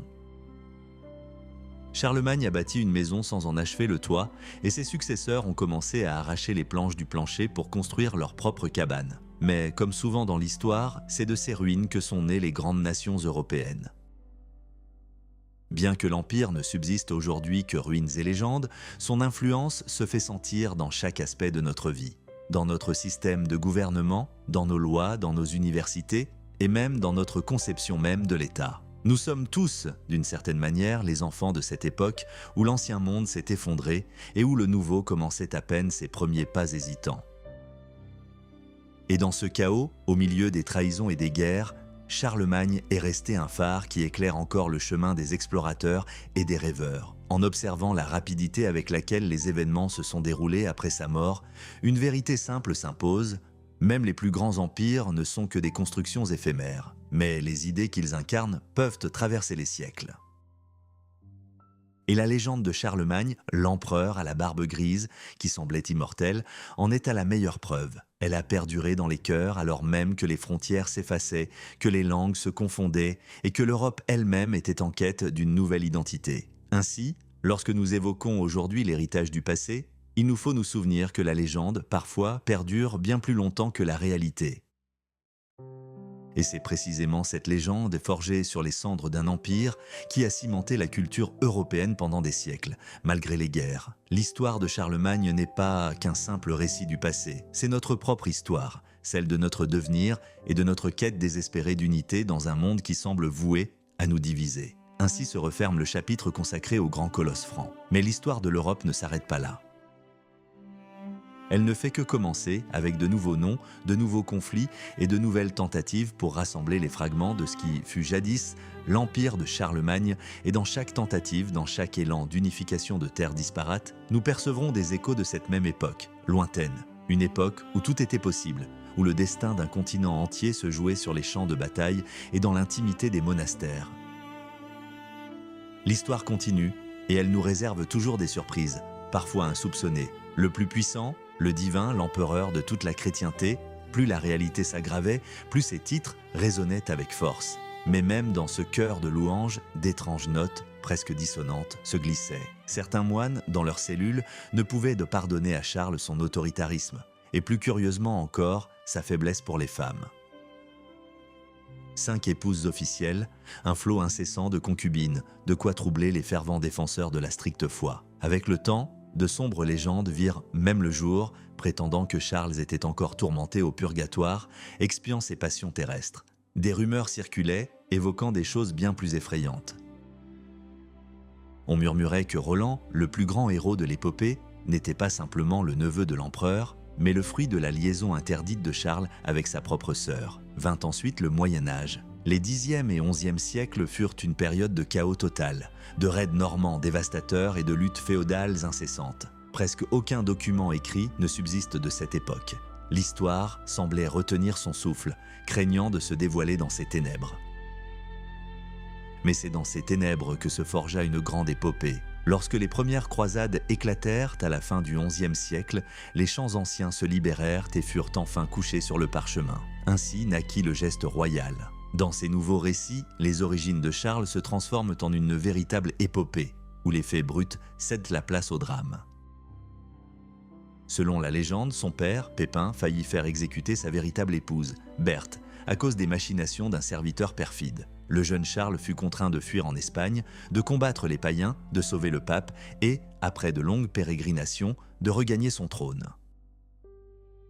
Le plus étonnant est que derrière ce récit fantastique se cachent des bribes de vérité, de véritables conflits avec son frère, de véritables expéditions en montagne et les relations complexes, parfois conflictuelles, au sein de la famille régnante. La guerre d'Espagne occupe une place centrale dans cette épopée. Et c'est là que se pose le mystère central du Moyen-Âge européen. Pourquoi la chanson de Roland connut-elle un tel succès à son époque ?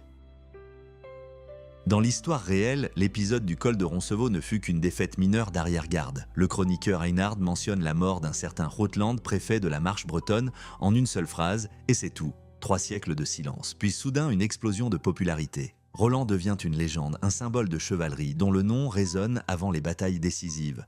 La solution s'avéra aussi simple que cruelle. Le Moyen-Âge avait besoin d'un symbole pour une nouvelle guerre, pour les croisades. Une véritable défaite des Basques dans les montagnes fut réinterprétée comme une mort héroïque au combat contre les Sarrasins. Il fallait un martyr, quelqu'un pour venger les infidèles. Ainsi, une simple escarmouche se transforma en une guerre de 7 ans et un officier subalterne en un héros immortel. Mais les légendes n'étaient pas toutes empreintes de pathétique et de sang. Il y avait un autre aspect, presque anecdotique, humain. Dans une chanson, Charles apparaît comme un fêtard-vantard. On raconte qu'il se disputa un jour avec sa femme pour savoir qui était le plus grand, lui-même ou l'empereur byzantin. Pour prouver son point de vue, Charles, accompagné de 12 pairs, partit pour Constantinople. La scène est haute en couleurs, de sévères chevaliers francs sont reçus à la cour byzantine où règne le luxe. Après un copieux dîner et quelques verres, ils se mettent à fanfaronner. L'un promet de couper un cavalier en 2, un autre de sonner du corps si fort que la moustache du maître du palais en sera carbonisée, et un troisième déclare même qu'il revêtira un bonnet d'invisibilité et dévorera le dîner de l'empereur sous son nez. Le maître, qui surprend ses divagations d'ivrogne, exige furieusement que la promesse soit tenue. Les Francs sont horrifiés. Leur ivresse s'est dissipée et ils sont incapables de miracles. Seule une intervention divine les sauve du déshonneur. Finalement, le souverain byzantin reconnaît la supériorité de Charles. Ce récit était très probablement une réponse aux humiliations réelles subies par les croisés dans la riche et raffinée Constantinople. C'était une sorte de vengeance littéraire, une manière de se sentir victorieux d'un monde plus civilisé. Avec le temps, le genre commença à s'essouffler. Au XIIIe siècle, Charlemagne tomba dans l'oubli, laissant place à de nouveaux héros et à des aventures romantiques dans l'esprit du roi Arthur. Les chants chevaleresques se muèrent en longs romans en prose, que l'on lisait dans l'intimité des salons plutôt qu'au son des épées s'entrechoquant autour d'un feu de camp. La Renaissance transforma complètement Roland en un personnage de conte de fées, épris et tourmenté, où toute trace de vérité historique avait disparu. Les penseurs des Lumières du XVIIIe siècle considéraient généralement Charlemagne comme un personnage trop gothique et sans intérêt. Mais Charlemagne n'avait aucune intention de disparaître complètement. Au XIXe siècle, un nouveau conquérant émergea, Napoléon Bonaparte. Il avait désespérément besoin d'un grand prédécesseur. Sur le célèbre tableau de Napoléon franchissant les Alpes, le nom de Charlemagne est gravé dans la pierre sous les sabots de son cheval. Bonaparte s'est littéralement emparé de la couronne de l'ancien empereur, cherchant à restaurer le pouvoir de ses aigles sur l'Europe. Même à la fin du XIXe siècle, des légendes sur la tour du traître Ganelon étaient encore consignées dans des provinces reculées. Plus de 1000 ans s'étaient écoulés, et l'ombre de Charlemagne planait toujours sur l'Europe. Il avait cessé d'être un simple homme pour devenir le fondement sur lequel s'était construite toute la culture occidentale, des premiers chants chevaleresques aux conceptions modernes de l'unité européenne. Son empire s'était effondré, mais l'univers des idées qu'il avait créé s'était révélé bien plus résistant que la pierre et l'acier. Il existe des moments dans l'histoire où le temps semble se condenser en un seul point, et où la frontière entre réalité et fiction s'efface complètement. Au XIXe siècle, dans les provinces françaises les plus reculées, on racontait encore une étrange légende sur la tour du traître Ganelon. Son intrigue est stupéfiante. Charlemagne, apprenant la trahison de ses confidents, voit l'immense tour de pierre se fendre en deux par la volonté divine, démasquant ainsi les menteurs. Mais le plus insensé dans cette histoire n'est pas le châtiment divin. La mémoire collective a si étrangement entremêlé les époques que, selon la légende, Charlemagne livra ses traîtres à Napoléon. Et Napoléon les fit exécuter. Un millénaire d'écart n'a aucune importance pour la légende. C'est là le véritable lien entre les âges. L'ombre de Charlemagne plana si lourdement sur le sol européen qu'il cessa d'être un simple homme. Il devint le fondement sur lequel s'est construite toute la culture occidentale. Mais pourquoi lui ? Après tout, le Moyen-Âge a connu d'autres grands héros. Sur les étagères de l'histoire, deux figures côtoient invariablement Charles, Alexandre le Grand et le roi Arthur. Mais Alexandre le Grand était païen, ce qui constituait une grave lacune pour un homme profondément religieux de son époque. Arthur est plus complexe. Il est roi, à la fois élu et à venir, et son épopée, plus ancienne, est empreinte de magie. Pourtant, à y regarder de plus près, les biographies d'Arthur et de Charles présentent d'étranges similitudes, comme si elles étaient calquées à l'identique. Tous deux ont 12 fidèles compagnons, des pairs de France contre des chevaliers de la table ronde. Tous deux portent le lourd péché d'inceste avec leurs sœurs, dont naissent les personnages clés de l'épopée, Roland et Mordred. Leur fin est même identique. Ils ne meurent pas, mais s'endorment simplement dans des grottes secrètes ou sur des îles mythiques pour revenir à l'heure du grand besoin. Certains érudits débattent encore pour savoir si Arthur n'était qu'un prototype littéraire dont serait issu le personnage mythique de Charles. Mais une différence fondamentale subsiste. Arthur est un beau conte de fées, le rêve d'un royaume sans frontières et sans histoire qui ne s'est jamais réalisé. Charles, en revanche, est une dure réalité historique. Ses exploits sont consignés non seulement dans des chansons, mais aussi dans les lignes austères de documents. Toute grande histoire commence par une idée. Celle de Charlemagne était déjà présente bien avant sa naissance. Elle puisait son origine dans les écrits des pères de l'Église qui croyaient en l'immortalité de l'Empire romain. Il devait perdurer jusqu'à la fin des temps, se transmettant simplement de nation en nation, tel un témoin de relais. Ce concept était appelé translatio imperii, la transmission de l'Empire. Charlemagne fit de cette idée son principe directeur. Son livre de chevet était « La cité de Dieu » de saint Augustin. Le monarque franc croyait sincèrement que sa mission était de bâtir cette cité divine sur terre. D'où sa quête acharnée de réforme, la création d'une nouvelle Athènes à Aix-la-Chapelle et les guerres incessantes visant à étendre les frontières de la foi. A-t-il bâti un monde idéal ? Non. Une telle chose dépasse les capacités de l'homme. Son empire commença à se désagréger et s'effondra presque aussitôt après sa mort. Mais le paradoxe est que, en tentant de créer un État théocratique unifié, Charles Quint a involontairement déclenché les processus qui ont façonné la carte du monde moderne. C'est des fragments de son empire que sont nés la France, l'Allemagne et l'Italie. L'empire d'Alexandre le Grand disparut, ne laissant derrière lui que l'Orient hellénistique. L'empire de Charlemagne se désintégra, mais donna naissance à l'Europe, avec sa religion, ses universités, son code d'honneur chevaleresque et son aspiration perpétuelle à l'intégration. Chaque fois que les hommes politiques modernes évoquent l'unité européenne, ils citent, sans le savoir, un homme ayant vécu il y a 12 siècles. Cette idée s'est révélée incroyablement tenace. Elle s'est propagée aux empereurs allemands, aux Habsbourg et même à Moscou, proclamé Troisième Rome. Avec le temps, le concept s'est estompé et est devenu un instrument politique, mais cela n'enlève rien à la grandeur de ses origines. Et à l'origine, il y avait Charles Quint.